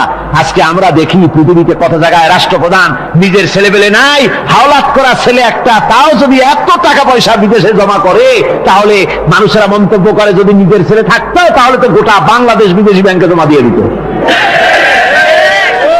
ইসলাম পৃথিবীতে এসেছে মানুষকে এমন এক শান্তির বিধান দিতে। রাষ্ট্রপ্রধান মুহাম্মদ রাসূলুল্লাহ সাল্লাল্লাহু আলাইহি ওয়াসাল্লাম, মানুষ খাবার পেয়েছে, দরজা খুলে ঘুমাবার সুযোগ পেয়েছে। আজ হযরত আবু হুরায়রা রাদিয়াল্লাহু তাআলা আনহু বলেন, আমি রাসূলুল্লাহর কাছে গেলাম, হুজুরকে গিয়ে সালাম করলাম। আল্লাহর নবী সালামের জবাব দিলেন, কিন্তু দেখতে পেলাম মুখ নড়ে, আওয়াজ বেরোলো না। কারণ কি? কাছে গিয়ে দেখি নবীজি ক্ষুধার যন্ত্রণায় কথা বলতেছেন, আওয়াজ বেরোতেছে না। এত ক্ষুধা লেগেছে আল্লাহর নবীর। 2-4 দিন চলে গেছে, খাবার নাই। রাসূলুল্লাহ সমস্ত গনিমতের মাল, যাকাত সদকার মালগুলি, খাদ্য দ্রব্যগুলি 2 হাতে বিতরণ করেছেন। নিজের পেটে খাবার নাই, মানুষকে দিতেছেন। দিতে দিতে এশার নামাজ পড়ে নবীজি ঘরের মধ্যে প্রবেশ করে হযরতে আয়েশা সিদ্দিকা রাদিয়াল্লাহু তাআলা আনহাকে দেখে বলেন, আয়েশা রে, সারাদিন কষ্ট করেছি, দারুণ ক্ষুধা লেগেছে, তাড়াতাড়ি করে কিছু খাবার আমারে এনে দাও। হযরতে আয়েশা হুজুরের ক্ষুধার্ত শ্রান্ত ক্লান্ত চেহারার দিকে তাকাইয়া হযরত আয়েশা কেঁদে ফেলেছেন। হযরত মা আয়েশা কাঁদেন আর বলেন, ইয়া রাসূলুল্লাহ, হে আল্লাহর নামের কসম করে বলি, আমি আয়েশার ঘরে কোনো পানি ছাড়া কোনো খাবার নাই। এই ছিল রাসূলের আদর্শ। আল্লাহ পাক বলেন, বান্দা যখন আমাকে ডাকে, আমি বান্দার একদম নিকটে, তার ঘাড়ের চাইতেও নিকটে। ওয়া নাহানু আকরাবু ইলাইহি মিন হাবিলিল ওয়ারিদ। আমি আমার বান্দার সারা যে রগের উপরে তার মাথা, এর থেকেও আমি আমার বান্দার বেশি নিকটে। সুবহানাল্লাহ পড়েন। আমি তোমার কাছে, আমার কাছে মাপ চাও, যত বড় গুনাহ হোক। وقال ربكم ادعوني استجب لكم। তোমার প্রভু তোমাকে ডেকে বলেছে, আমাকে ডাকো, আমি মাফ করে দেব। সুবহানাল্লাহ। কত বড় কথা, আমাকে ডাকো, নিরাশ হয়েও না, হতাশ হয়েও না। আল্লাহর গজব বেশি না রহমত বেশি? আল্লাহর রহমত বেশি। হাদিসে কুদসির ভিতরে এসেছে, আল্লাহ পাক বলেছেন, কোন বান্দা যদি আমার দিকে এক বিঘত অগ্রসর হয়, আমার রহমত তার দিকে এক হাত এগিয়ে যায়। কোন বান্দা যদি আমার দিকে হেঁটে আসে, আমার রহমত তার দিকে দৌড়ে যায়। বান্দা যখন আল্লাহর দরবারে দুহাত উঁচু করে চোখের পানি ফেলে দেয়, মুসলিম শরীফের হাদিসের ভিতরে এসেছে, গভীর রাত্রে, রাতের তৃতীয় অংশে আল্লাহ রাব্বুল আলামিন প্রথম আকাশে আসেন আর দেখে বলেন, পৃথিবীতে আছো নাকি কেউ গুনাহ করে জীবন বরবাদ করে দিয়েছো, আমার কাছে মাফ চাও। ঋণগ্রস্ত আছো, অসুস্থ আছো, অপমানিত আছো, কে আছো মাজলুম, আমাকে ডাকো, আমার কাছে বলো, আমি ডাকে সারা দেব, জীবনের আশা পূরণ করে দেব। ওই সময় যে সমস্ত লোকেরা কাঁদে তাহাজ্জুদের নামাজ পড়ে, আল্লাহ জিজ্ঞেস করেন ফেরেশতারা, অমুক অমুক দেশে অমুক অমুক বান্দারা কাঁদে কেন? ফেরেশতারা বলে, রব্বুল আলামিন তুমি তো ভালো করে জানো। আল্লাহ বলেন, জানি, তবুও তোমাদের মুখে শুনতে চাই। তারা বলে, রব্বুল আলামিন তোমার এই বান্দা গুনাহ করেছি, গুনার জন্য মাফ চায়, জাহান্নাম থেকে বাঁচতে চায়। আল্লাহ পাক বলেন, ফেরেশতারা আমার এই বান্দারা আমারে দেখেছে নাকি? বলে দেখে নাই। বলে আমার দোজখ দেখেছে নাকি? বলে না, তাও দেখে নাই। আমার বেহেশত দেখেছে নাকি? বলে না, তাও দেখে নাই। আল্লাহ পাক বলেন, ফেরেশতারা সাক্ষী থাকো, ওরা আমাকে দেখে নাই, আমার বেহেশত দোজখ কিছুই দেখে নাই, শুধুমাত্র আমার নবীর কথা, আমার কোরআনের কথা বিশ্বাস করে আরামের ঘুমকে হারাম করে যেভাবে তারা কাঁদতেছে, সাক্ষী থেকে যাও ফেরেশতারা, আমার রহমতের দরিয়ায় জোশ মেরেছে, আমার ওই ক্রন্দনরত বান্দাগুলিকে আমি আল্লাহ মাফ করে দিলাম। সুতরাং মুমিন বান্দা যারা, আল্লাহর মুমিন বান্দা যারা, এই ঈমানের কোয়ালিটি, এটাও হতাশায় নিরাশায় ভেঙে পড়বে না। গুনাহ তো মানুষই করে, গুনাহ হয়ে গেছে, মাপ চাও। তোমার গুনাহ কদ্দুর? তোমার গুনাহ যদি হয় পাহাড় সমান, আল্লাহর রহমত আকাশ সমান। জাহান্নামের কঠিন শাস্তি থেকে বাঁচতে হলে আল্লাহর প্রতি ঈমান আনতে হবে। আর ঈমান আনলে যে কোয়ালিটি গুলি হওয়া উচিত, সেগুলি আমি আপনাদের সামনে আলোচনা করছি। এরপর আরেকটি কোয়ালিটি হবে মুমিনের, তা হলো কঠোর কঠিন বিপদে অবিচল থাকবে, বিপদে ভেঙে পড়বে না। বিপদ আপদ, শত্রুতা, ক্ষয় ক্ষতি যা কিছু হয় সবই আল্লাহর পক্ষ থেকে, এটা মেনে নিতে হবে এবং ধৈর্য ধারণ করতে হবে। বিপদ মুসিবত শুধু উম্মতের জন্য নয়, দুনিয়ার সমস্ত নবীদের বিপদ এসেছে, হয় নাই? নবীদের বিপদ আসে নাই? কোরআনে কারীম থেকে শুনুন, আল্লাহ রাব্বুল আলামিন বলেন, ওয়া কাযালিকা জাআলনা লিকুল্লি নাবিয়্যিন আদুওয়ান মিনাল মুজরিমিন। আল্লাহ পাক বলেন, এমনি করে আমি সকল নবীদের শত্রু বানিয়ে দিয়েছি, সব পাপিষ্ঠ আর অপরাধ প্রবণ লোকদেরকে। প্রত্যেক যুগে নবীদের শত্রু ছিল, প্রত্যেক যুগে নবীদের কি ছিল? শত্রু ছিল। সে শত্রু কারা ছিল? আল্লাহ পাক বলছেন, নবীদের শত্রু ছিল পাপিষ্ঠ আর অপরাধ প্রবণ লোক, এরাই ছিল নবীদের দুশমন। রাসূলগণের অবস্থা যদি এই হয়, তাহলে তার উম্মত, ওই দিনের ধারক বাহক যারা, তাদের বুঝি বিপদ আপদ হবে না নাকি? হবে কিনা? তো ইসলামের বিরোধিতা যারা করে, কোরআনের পরিভাষায় বলা হয়েছে ইসলামের দুশমন নবীদের দুশমন, দুনিয়ার সব পাপিষ্ঠ আর অপরাধ প্রবণ লোকেরাই ইসলামের দুশমন হয়, নবীদের দুশমন হয়। আজও দেখেন, আজও তাকিয়ে দেখেন, ইসলামী আন্দোলনের বিরোধিতা যারা করে তারা পাপিষ্ঠ চরিত্রের কিনা তাকায় দেখেন, খুঁজে দেখেন, সর্বত্র খুঁজে দেখুন, খুঁজে দেখুন। যারা ইসলামী আন্দোলনের বিরোধিতা করে, যারা ইসলামকে মিটিয়ে দেওয়ার চেষ্টা করতেছে, যারা ইসলামকে মৌলবাদ বলে, ইসলামকে সাম্প্রদায়িক বলে, কোরআনে কারীমের কথা কত স্পষ্ট যে নবীদের দুশমন হয়, ইসলামের দুশমন হয় মুজরিম লোকেরা, অপরাধ প্রবণ আর পাপিষ্ঠ লোকেরা। আজও আমরা দেখতে পাই এই শ্রেণীর লোকেরা পাপিষ্ঠ এবং সবচাইতে সমাজের নিকৃষ্ট ধরনের চরিত্রহীন লোক। নামাজ নাই। আপনি খুঁজে দেখেন ইসলামী আন্দোলনের বিরোধিতা যারা করছে, যারা নেতৃত্ব দিচ্ছে, নামাজ নাই, রোজা নাই, চরিত্র নাই, হজ নাই, যাকাত নাই, মদ, জুয়া, জেনা, ব্যভিচার ইত্যাদিতে লিপ্ত। চেহারা দেখলে ছেলেপেলেরা 2 গ্লাস পানি খায় ভর্ষে। কথা ঠিক কিনা কয়? এই হলো অবস্থা। মারে কেন? মুমিনদেরকে, পয়গম্বরদেরকে, সাহাবীদেরকে এবং ঈমানদারদেরকে মারে কেন?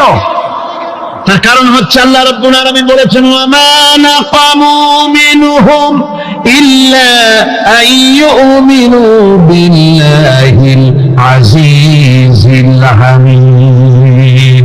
কাফিররা ঈমানদার লোকদেরকে অন্য কোন অপরাধী নির্যাতন চালায় না, নির্যাতন চালায় শুধু এই কারণে যেহেতু মুমিন লোকেরা পরাক্রমশালী, আল্লাহ রাব্বুল আলামিনের দ্বীনকে কায়েম করতে চায়, তার উপরে ঈমান এনেছে, এই কারণেই তারা মারে। ঠিক কিনা কর? যুগে যুগে নবীদের উপরে, সাহাবীদের উপরে যে অত্যাচার হয়েছে, সে অত্যাচার এই কারণেই হয়েছে, অন্য কোনো কারণে নয়। এই কঠিন বিপদে অবিচলতা এবং ধৈর্যের দৃষ্টান্ত নবীগণ পেশ করেছেন পৃথিবীর বুকে। আমরা দেখেছি ইব্রাহিম আলাইহিস সালামকে আগুনে ফালানো হয়েছে, আছে না কোরআন শরীফে? আমি কিন্তু গল্প করতেছি না, সব কোরআনের কথা। কিসের কথা? ইব্রাহিম আলাইহিস সালামকে আগুনে ফালানো হচ্ছে। অপরাধ কি? অপরাধ হচ্ছে হযরত ইব্রাহিম আলাইহিস সালাম দাওয়াত দিয়েছেন, লা ইলাহা ইল্লাল্লাহ। জোরে পড়েন, লা ইলাহা ইল্লাল্লাহ, লা ইলাহা, লা ইলাহা ইল্লাল্লাহ মুহাম্মাদুর রাসূলুল্লাহ। হযরত ইব্রাহিম আলাইহিস সালাম দ্বীনের দাওয়াত দিয়েছেন, এক আল্লাহর দাওয়াত দিয়েছেন, ঈমানের দাওয়াত দিয়েছেন। আর কোন অপরাধ ছিল না। নমরুদ সহ্য করতে পারল না। কোরআনে কারীমের মধ্যে সব কথাগুলি আল্লাহ পাক এই জন্য বিধৃত করেছেন, এই জন্য কোরআনে কারীমের মধ্যে সব কথা উঠায় দিয়েছেন, যাতে করে মুমিনেরা বিপদ আসলে পরে যেন ঘাবড়ে না যায়। ইব্রাহিম আলাইহিস সালামকে আগুনে ফালানো হচ্ছে। ফেরেশতা বলছে, ইব্রাহিম তোমারে আগুনে ফালায় দেওয়া হতেছে, আমার কাছে সাহায্য চাও, আমার কাছে ক্ষমতা আছে, আগুনগুলো উঠায় নমরুদের বংশ জ্বালায় দেব। হযরত ইব্রাহিম ফেরেশতার কাছে সাহায্য চাইছিলেন নাকি? তিনি বললেন, ফেরেশতা তোমার কাছে সাহায্য কেন চাইব? আমি তো এমন কোন অন্ধ আল্লাহর ইবাদত করি না যেই অন্ধ স্রষ্টা তার গোলামের গুনাহ পয়দা আগ কর সকতি হ্যায় এক আন্দাজ গুলিস্তান পয়দা। ইব্রাহিমের ঈমান যদি আজিও কোথাও হয় বিদ্যমান করতে পারেন অগ্নিকুণ্ডে খুবসুরত এক গুলিস্তান। আজও যদি আগুনের ভিতরে কোন নমরুদ কোন ইব্রাহিমকে যদি ফেলে দেয়, আল্লাহ রাব্বুল আলামিন আজও আগুনকে ফুলের বাগান বানায়া দিবেন। সুবহানাল্লাহ। ভয় পাওয়ার কারণ নাই, চিন্তা করার কোনো কারণ নাই। আমার বন্ধুগণ, হযরতে হুদ আলাইহিস সালামকে যখন সমাজের লোকেরা, রাষ্ট্রের লোকেরা ঘিরে ফেলে দিল, সমাজ শক্তি, রাষ্ট্র শক্তি যখন তাকে ঘিরে ফেলে দিল, ষড়যন্ত্রের পাহাড় তুলে দিল, তারে মেরে ফেলে দিবে, হযরত হুদ দেশ থেকে তার পালায় গেলেন না, ভয় পেলেন না। হযরতে হুদ আলাইহিস সালাম বললেন, কোরআনে কারীমে হযরত হুদের কথা কোট করা হলো, ফাকিদুনি জামিআন সুম্মা লা তুযিরুন। সম্মিলিতভাবে ষড়যন্ত্র করো আমার বিরুদ্ধে, সবাই মিলে ষড়যন্ত্র করো, সুম্মা লা তুনজিরুন, আর আমাকে এতটুকু অবকাশ তোমরা দিও না। ইন্নী তাওয়াক্কালতু আলাল্লাহি রাব্বি ওয়া রাব্বিকুম, আমি ভরসা করেছি সেই আল্লাহর উপরে যার কুদরতি হাতের ভেতরে, যিনি আমাদের রব তোমাদেরও রব, আর যার কুদরতি হাতের ভিতরে তামাম পৃথিবীর জানগুলি যার হাতে, সে আল্লাহর উপরে ভরসা করেছি। ষড়যন্ত্র যদ্দূর আছে করতে থাকো, আমি ষড়যন্ত্র পরোয়া করি না। সুবহানাল্লাহ। এটাই হলো মুমিনের কোয়ালিটি। শুধু ঈমান, লা ইলাহা ইল্লাল্লাহ মুহাম্মাদুর রাসূলুল্লাহ, গরুর গোশত খাই, আর রবিউল মাস আসতে পরে ইয়া নবী সালাম আলাইকা, ইয়া রাসূল সালাম আলাইকা, তারপরে গরম গরম জিলাপি আর রসগোল্লা খাইলাম খুব বেশি করে, এর নাম মুমিন নয়। মুমিন হচ্ছে তার চলায় ফেরায় ওঠায় বসায় সাহসিকতার এক আন্দাজ তৈরি হবে সে। আমার ভাইয়েরা, বিপদে অবিচলতা আমাদেরকে পয়গম্বরেরা শিক্ষা দান করেছেন। আমরা দেখতে পেয়েছি বিশ্বনবী জনাবে মুহাম্মদুর রাসূলুল্লাহ সাল্লাল্লাহু আলাইহি ওয়াসাল্লাম হিজরতের রাত, কাফেররা চতুর্দিকে দাঁড়ানো, হযরত জিবরাইল এসে বলেন, ইয়া রাসূলুল্লাহ, কাফেররা চতুর্দিকে ঘিরে দাঁড়িয়েছে, গভীর রাত, এখন হাতে তাদের তরবারি, সকাল হলে পরেই তারা আপনাকে মেরে ফেলে দিবে, তাড়াতাড়ি ওঠেন, মদিনার দিকে চলে যান। আল্লাহ নবী ঘুমের থেকে জেগে হযরত আলীকে ডেকে বলেন, আলী, আল্লাহ অর্ডার করেছেন আমি মদিনায় চললাম, আমার বিছানার পরে আমার চাদর গায়ে দিয়ে শুয়ে থাকো।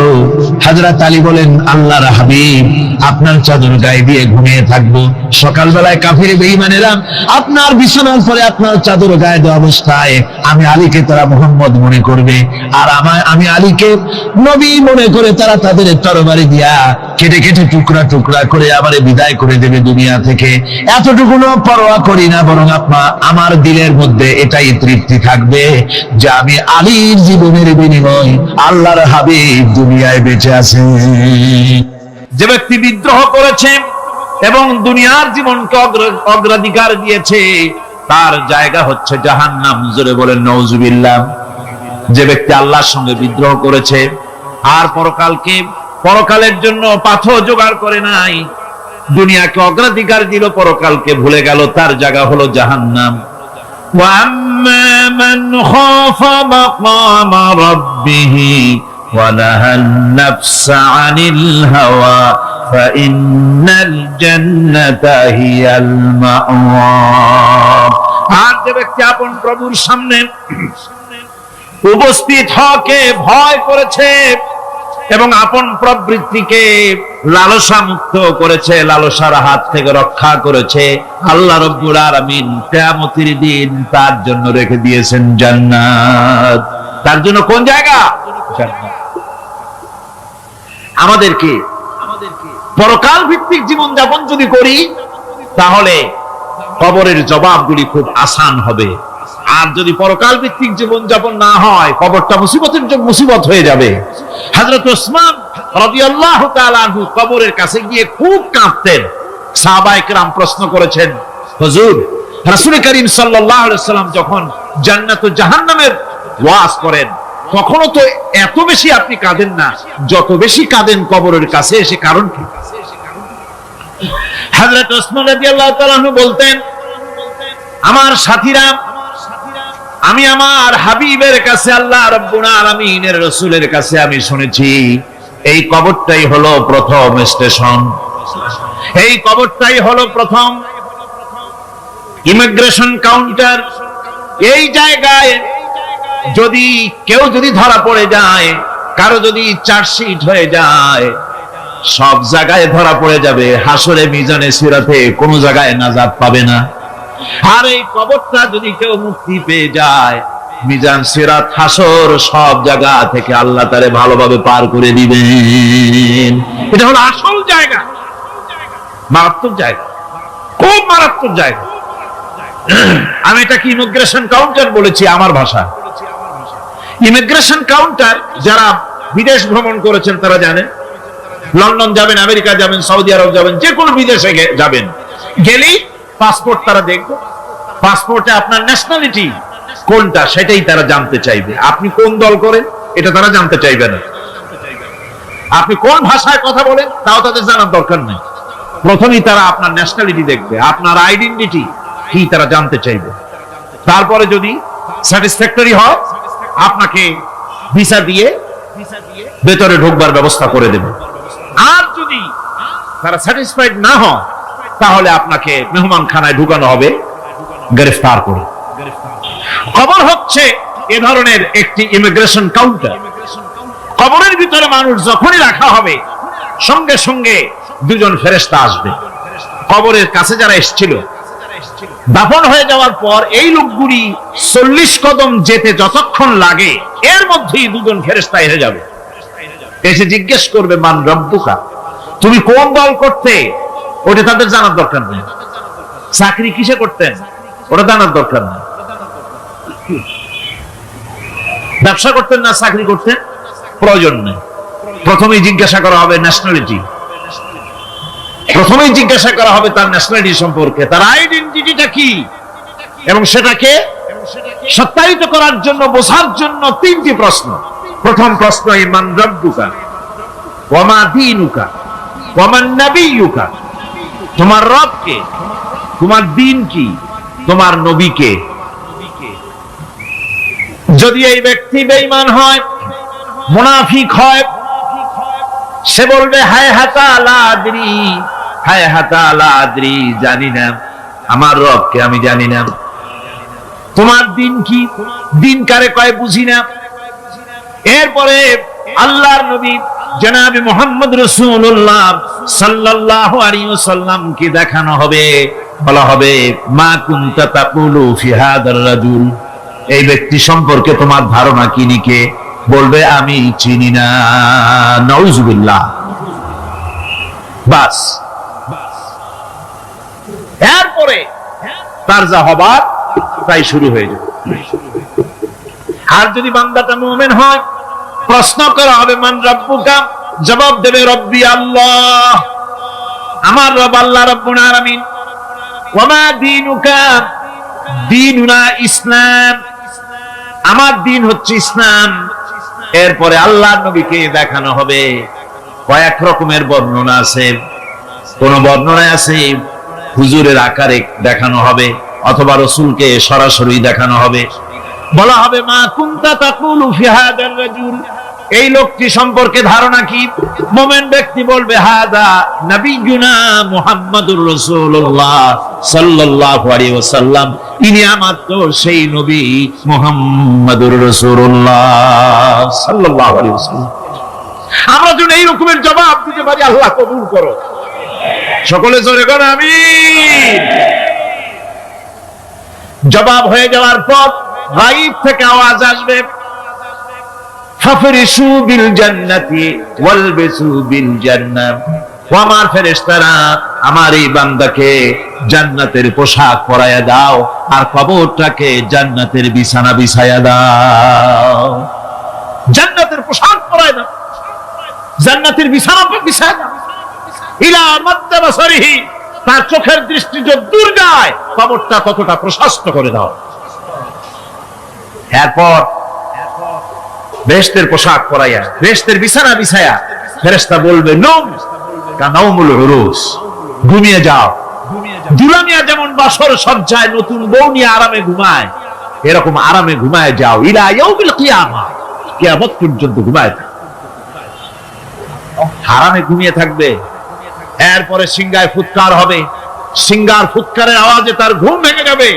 বলবে ইয়া ওয়াইলানা মান বা'আথানা মিন মারকাদিনা, হায় আফসোস, আমার এত আরামের ঘুম থেকে কে আমাকে জাগ্রত করলো, আমার ঘুমটারে নষ্ট করলো কে।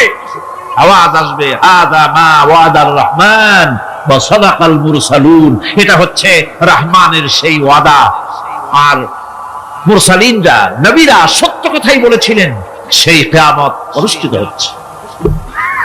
আমার বন্ধুগণ,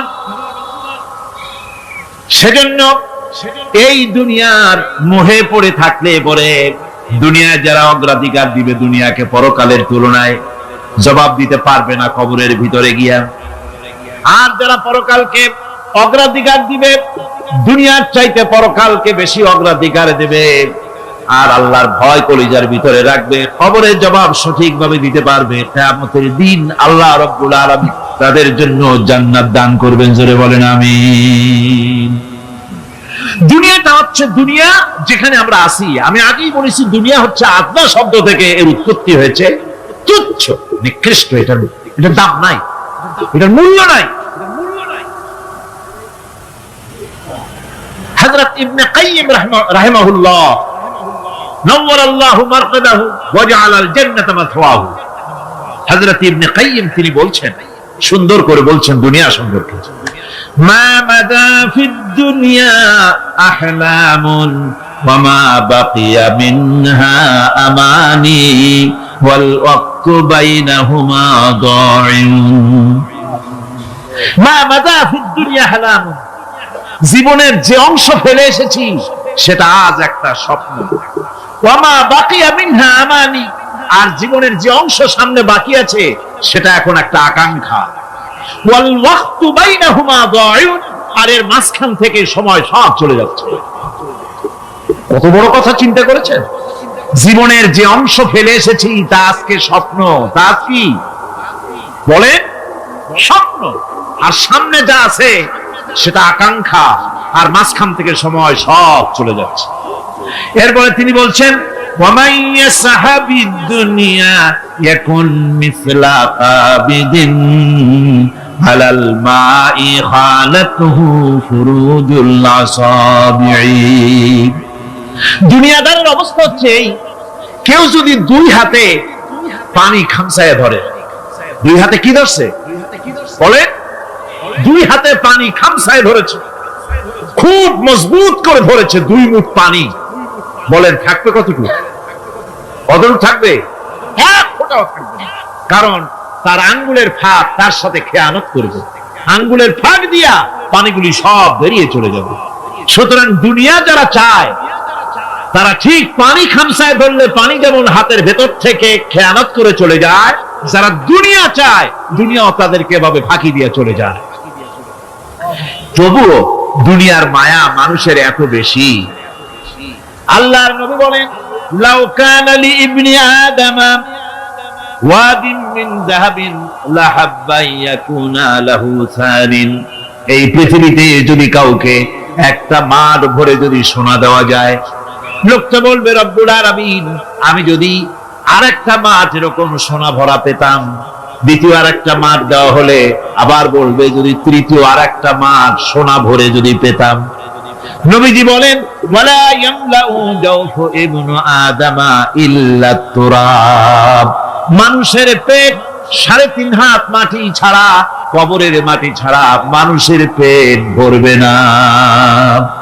আরো চাই, আরো চাই, চাওয়ার কোনো শেষ নাই। মানুষ এভাবে করে দুনিয়ার মহব্বতে এমনি পাগল হয়ে যায়, শুধু দুনিয়ার মহব্বত, পরকালকে বেমালুম ভুলে যায়। আমি কিন্তু এই কথা বুঝাতে চাই নাই যে পরকালের মহব্বতে, পরকালের ভয়তে বা পরকালের জন্য দুনিয়া আপনি বাজার ঘাট, বেচা কিনা, ব্যবসা বাণিজ্য সবকিছু ভুলে যান না, তা নয়। ভুল বোঝার কোনো কারণ নাই। পরকালকে অগ্রাধিকার দিতে হবে, মানে দুনিয়াটা চিরস্থায়ী জায়গা নয়। চিরস্থায়ী হচ্ছে কোনটা? আখিরাত। চিল্লা এখন কোনটা? সুতরাং এখানে যা করতে হবে, আখিরাতে জবাবদিহিমূলক জীবন যাপন করতে হবে। আপনি ব্যবসা করবেন, ওজনে কম দিতে পারবেন না, আপনি খাদ্যে ভেজাল দিতে পারবেন না, চুরি করতে পারবেন না, ডাকাতি করতে পারবেন না, জেনা করতে পারবেন না, বদমাশি করতে পারবেন না, মদ খেতে পারবেন না, সন্ত্রাসী হতে পারবেন না, হাইজ্যাকার হতে পারবেন না, চাঁদাবাজ হতে পারবেন না, মুনাফাখোর হতে পারবেন না, আপনি চোরা কারবারি হতে পারবেন না, ঘুষখোর হতে পারবেন না, সুদখোর হতে পারবেন না। এই সব কাজ পরকালকে বিশ্বাস করলেই এ সমস্ত কাজ থেকে মানুষ বিরত থাকতে পারে। কথা ঠিক কিনা? এটাই হচ্ছে। সুতরাং এই পৃথিবী থাকবে না, এটা কি চিরকাল থাকবে না? এর একটা পরিসমাপ্তি ঘটবে। যেমন করে সারা বছর লেখাপড়া করার পর কলেজে, বিশ্ববিদ্যালয়, মাদ্রাসায়, হাই স্কুলে, সব জায়গায় সারা বছর লেখাপড়া করার পর যেমন পরীক্ষা দেওয়ার একটা দিন আসে, সারা বছর ব্যবসা করার পর হিসাব নিকাশ করার যেমন একটা সময় আসে, সারা মাস চাকরি করার পর বেতন পাওয়ার যেমন একটা দিন আসে, সারা জীবন চাকরি করার পর পেনশন পাওয়ার যেমন একটা সময় আসে, অনুরূপ ভাবে এই দুনিয়া যেদিন শেষ হয়ে যাবে, আল্লাহ নির্ধারিত সময় শেষ হয়ে যাওয়ার পর একটা সময় আসবে যখন আল্লাহ রব্বুল আলামিন সব শেষ করে দিবেন, লন্ড ভন্ড হয়ে যাবে, কিছু থাকবে না। কোরআনে কারিমে আল্লাহ সব বলেছেন, কোরআনে সব আল্লাহ বলে দিয়েছেন। আল্লাহ পাক বলেন এই পৃথিবীর সব কেমন ভাবে ধ্বংস হবে তার চিত্র আল্লাহ পাক কোরআনে কারিমে তুলে ধরেছেন। ইযাস সামাউ, আয়েশা বলেন, ইয়া রাসূলুল্লাহ, চাঁদের চেয়েও সুন্দর আপনার চেহারা। সুবহানাল্লাহ। মা আয়েশা বলেন, একবার আমি চাঁদের দিকে তাকাই আর একবার নবীজির দিকে তাকাই, আমি তাকিয়ে দেখি আমার নবী চাঁদের চেয়েও সুন্দর। সুবহানাল্লাহ। একসাথেই তো গোসল করতেন আয়েশা রাদিয়াল্লাহু তাআলা আনহা। নবীজি বলেন, ইয়া রাসূলুল্লাহ, আপনার এত সুন্দর চেহারার ভিতরে শরীরে কালো কালো দাগ কিসের? রাসূল বলেন, আয়েশা তুমি জানো না, তাইফের ময়দানে আমি না খেয়ে 3 দিন না খেয়ে দিনের দাওয়াত দিয়েছিলাম। তাইফবাসী ঈমান আনে নাই, ঈমান না এনে ওরা আমাকে অত্যাচার করেছে। আপনারা যার তাইফে গিয়েছেন 3 মাইল ধরে নবীকে আঘাত করেছে পাথর দিয়ে। 3 মাইলে নবী 3 বার বেহুশ হয়েছেন, তারপরেও তিনি উঠেছেন। আবার একই কথা, লা ইলাহা ইল্লাল্লাহু মুহাম্মাদুর রাসূলুল্লাহ। তবুও তিনি দিনের মেসেজ ছাড়েন নাই, তবুও তিনি দিনের মেসেজ ছাড়েন নাই। উঠেন, নারী বুড়ি দেওয়া হয়েছে, তবুও নবী থেমে যান নাই। নবীকে গলায় ফাঁস লাগানো হয়েছে, তবুও নবী দায়িত্ব থেকে সরে যান নাই। নবীকে মন্ত্রী পরিষদে সিদ্ধান্ত নেওয়া হয়েছে হত্যা করা হবে দিনের বেলায়, রাতের বেলায় যুবকরা তোমরা পাহারা দাও, তবুও নবী দায়িত্ব থেকে দূরে সরে যান নাই। রাতের আধারে নবী যাচ্ছেন, হিজরা রোড ধরে যাচ্ছেন, মক্কা থেকে মদিনায় যাচ্ছেন। যাওয়ার পথে নবীজি রাতের আধারে যাচ্ছেন, গুহার ভিতরে লুকাচ্ছেন। নবী তবুও দিনের দাওয়াত ছাড়েন নাই। ইমানের দাবি এমন, দুনিয়ার সব একদিকে, আমার আল্লাহ তুমি একদিকে। তোমার জন্য মরতে রাজি, তোমার জন্য দেশ ছাড়তে রাজি, তোমার জন্য কারাগারে যেতে রাজি, তোমার জন্য হাসি মুখে ফাঁসির রশি নিতে রাজি। ঠিক কিনা? ইমান অত সোজাভাবে আসে নাই। ইমানের কথা যারাই বলেছে, অগণিত অসংখ্য রক্তের উপর দিয়ে তাদের বিপ্লব সাধিত হয়েছে। সারা পৃথিবীতে রক্ত, অসংখ্য ইয়াকতুলুনান নাবিয়্যিন ওয়া ইয়াকতুলুনান নাবিয়্যিনা বিগাইরি হক। অন্যায়ভাবে অসংখ্য নবীকে ওরা হত্যা করেছে। ওয়া ইয়াকতুলুনাল্লাযীনা ইয়া'মুরুনা বিল কিসতি মিনান নাস। ইমানের পরিচয় দিতে গিয়ে যখন মানুষকে দিনের পথে আহ্বান জানিয়েছে, অসংখ্য অগণিত মানুষকে তারা অন্যায়ভাবে হত্যা করেছে। কোরআনের আয়াতের সাথে আপনি মিলিয়ে দেখেন, যে দলের ভিতরে লাশ বেশি, যে দলের ভিতরে ফাঁসি বেশি, যে দলের ভিতরে রক্ত বেশি, সেই দল ইমানের দল, রাসূলের আন্দোলনের সাথী। ঠিক কিনা? ফতুয়া আপনি দিতে পারবেন, ফতুয়া দিতে তো আর পয়সা লাগে না।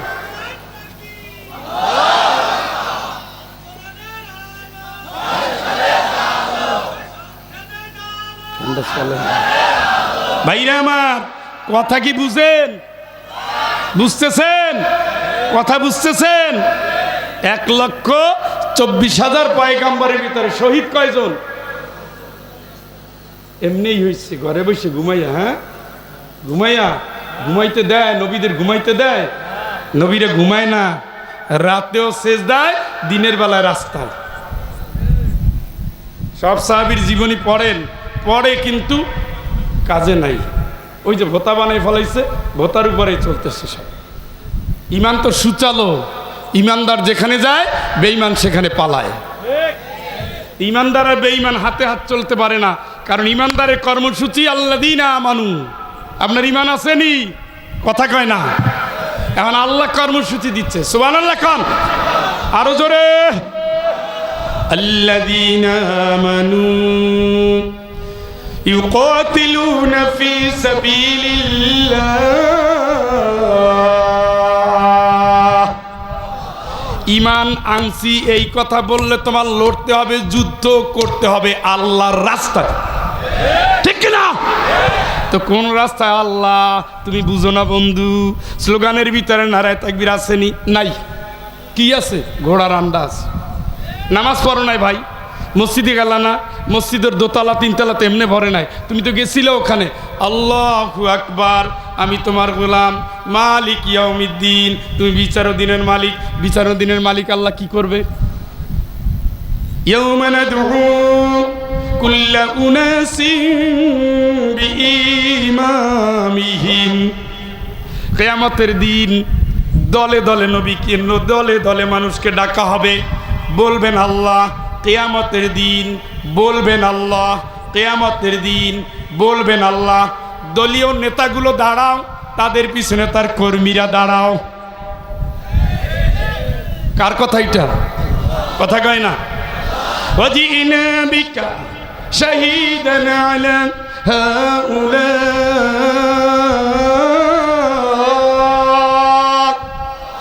ও নবী আমি আল্লাহ তোমাকে সাক্ষী হিসাবে নিয়ে আসবো, তুমি সাক্ষী দিবা তোমার দলের কর্মী কোনটা। জান্নাতে যাও ছুটাই দিবে। মালিক ইয়াউমিদ্দিন মানে কি? ওই বেটা, মালিক ইয়াউমিদ্দিন মানে কি? মালিক ইয়াউমিদ্দিন মানে হলো ইয়াউমা তারাল মুমিনিন, মুমিনদের একটা দৃষ্টি, কাফেরদের একটা দৃষ্টি। মালিক ইয়াউমিদ্দিন মানে হলো ওমা কদরুল্লাহ হাক্কা কদরিহি ওয়াল আরদু জামিআন কবদাতুহু ইয়াওমাল কিয়ামাহ ওয়াস সামাওয়াতু মাতওয়াতুন বিয়ামিনিহি।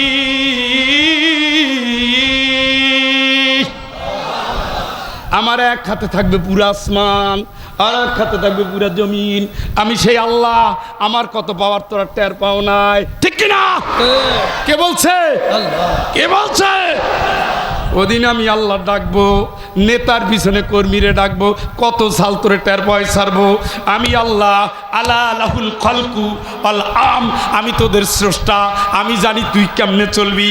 এই যে মোবাইল সেট, এই মোবাইল সেট কোম্পানি একটা ডায়াগ্রাম দিয়ে দেয়, একটা নির্দেশিকা দিয়ে দেয়, এই মাইকওয়ালার একটা নির্দেশিকা দিয়ে দেয়, ক্যামেরাওয়ালার একটা নির্দেশিকা দিয়ে দেয়, এইটা এইভাবে চালাবেন, এইভাবে চলবে, এখানে গেলে কিন্তু ফায়ার হবে, এখানে গেলে কিন্তু নষ্ট হবে, ব্যাটারির টেম্পার কিন্তু এইরকম থাকবে। কথা বলেন, মানুষ কেমনে চলবে এর ডায়াগ্রাম দিয়ে দিয়েছেন কে? মানুষ কিভাবে দুনিয়ায় থাকবে ডায়াগ্রাম দিয়ে দিয়েছেন কে? মানুষের চলার জন্য আলা লাহুল খালকু ওয়াল আমর, আমি তোদের সৃষ্টিকারী, আমি তোদের আইনও দেই। চিৎকার করে বলেন আল্লাহু আকবার। আল-ইয়াওমা তুজজা, আল-ইয়াওমা তুজজা কুল্লু নাফসিন বিমা কাসাবাত লা যুলমাল ইয়াওম। আমি কিয়ামতের দিন শুধু রেজাল্ট দেব, রেজাল্ট রেজাল্ট দেব, জুলুম করব না। তুই যা করছো আমি তাই দিয়ে দেব। তুই যা করছো লিয়াবলুয়াকুম, আমি পরীক্ষা করতেছি তোরে। লিয়াবলুয়াকুম, আমি পরীক্ষা করতেছি তোরে। লিয়াবলুয়াকুম, পরীক্ষা করতেছি তোরে। আইয়ুকুম আহসানু আমালা। জীবনকালে কোরআন সুন্নাহ মোতাবেক কি আমল করো পরীক্ষা করতেছি, পরীক্ষা করতেছি। পরীক্ষা তো দিচ্ছ, এর ফলাফল দেব আমি কিয়ামতের দিন। আল-ইয়াওমা তুজজা কুল্লু নাফসিন বিমা কাসাবাত লা যুলমাল ইয়াওম ইন্নাল্লাহা সারিউল হিসাব। আমি খুব তাড়াতাড়ি হিসাব নেব, আমি খুব তাড়াতাড়ি হিসাব নেব, কারো প্রতি জুলুম করব না। তবে দুনিয়ায় যা করছো তার ফলাফল আমি আল্লাহ দেব, ফলাফল দেব। ফলাফল আজকে ফলাফল কি করছো, আকাম কুকাম ফলাফল। মালি হাদাল কিতাব, ওয়াল্লাহ কেমন আমল নামা, লা ইউগাদিরু সাগীরাতাও ওয়ালা কাবীরাতান ইল্লা আহসাহা ওয়া ওয়াজাদু মা আমিলু হাযিরা। কেমন আমল এটা, কেমন আমল? ছোট বড় সব অপরাধী লেখা আছে। ইয়া লাইতানি কুনতু তুরাবা, ওরে আমি যদি মাটির সাথে মিশে যেতে পারতাম, ওরে আমি যদি মাটির সাথে মিশে যেতে পারতাম। হাদা ইয়ামুন আসির ও আজকে তো ভয়াবহ দিন, আজকে তো ভয়াবহ দিন। ইয়া লাইতা কানাতিল কাদিয়া, আমার যদি বিচার না হতো, আমার যদি বিচার না হতো, আমার যদি বিচার না হতো। আল্লাহকে ইকরা, এই পড় পড়, ইকরা কিতাবাকা কাফা বিনাফসিকা আল-ইয়াওমা আলাইকা হাসিবা। তোর আমল পড় পড়, আজকে হিসাবের জন্য তুই যথেষ্ট। পড় পড়, অকাম কুকাম কি করছিলি, কারে ভোট দিছিলি, কার পিছনে জোট করছিলি, কত টাকা হারাম কামাই করছিলি, কত টাকা হারাম পথে ব্যবহার করছিলি, কত অন্যায় করেছিলি, কত শ্রমিক ঠকাইছিলি, কতটা হারাম পথে চলেছিলি, কতটা হারাম পথে খরচ করেছিলি। তোর আয় খারাপ, তোর ব্যয় খারাপ, তোর আমল খারাপ, তোর কথা খারাপ, তোর কাজ খারাপ, কোনোটা ইমানের সাথে যায় না, কোনোটা আমি আল্লাহর হুকুমের সাথে যায় না, কোনোটা আমার নবীর আদর্শের সাথে যায় না। যায় না তো যায় না, যার সাথে যায় তার সাথে আমি তোমার হাসর করছি। দাঁড়াও, সোজা হও, সোজা হও, সোজা হও, একেবারে কাতার, ওই মাথা থেকে সেই মাথায় কাতার। নেতার পিছনে দাঁড়াও। হে চান্দু, খবর হয়ে যাবে। সোনা মিয়া, টের পাও না হুজুরে খালি গালি দাও, হ্যাঁ গালি দাও, খালি গালি দাও আর জেল দাও, ফাঁসি দাও আর রক্ত নাও। টের পাও না হুজুরে রক্ত দিয়েও বাতিলের সাথে হাত মিলায় না, হুজুরে ফাঁসি দিয়েও বাতিলের সাথে হাত মিলায় না। কারণ হুজুরেরা জানে নবীরা শাহাদাতের উপর দিয়ে বিজয় হয়েছে। এই জমিনে শহীদের রক্ত পড়েছে, এই জমিন কোরআনের জন্য অপেক্ষায় আছে, ঠিক কিনা?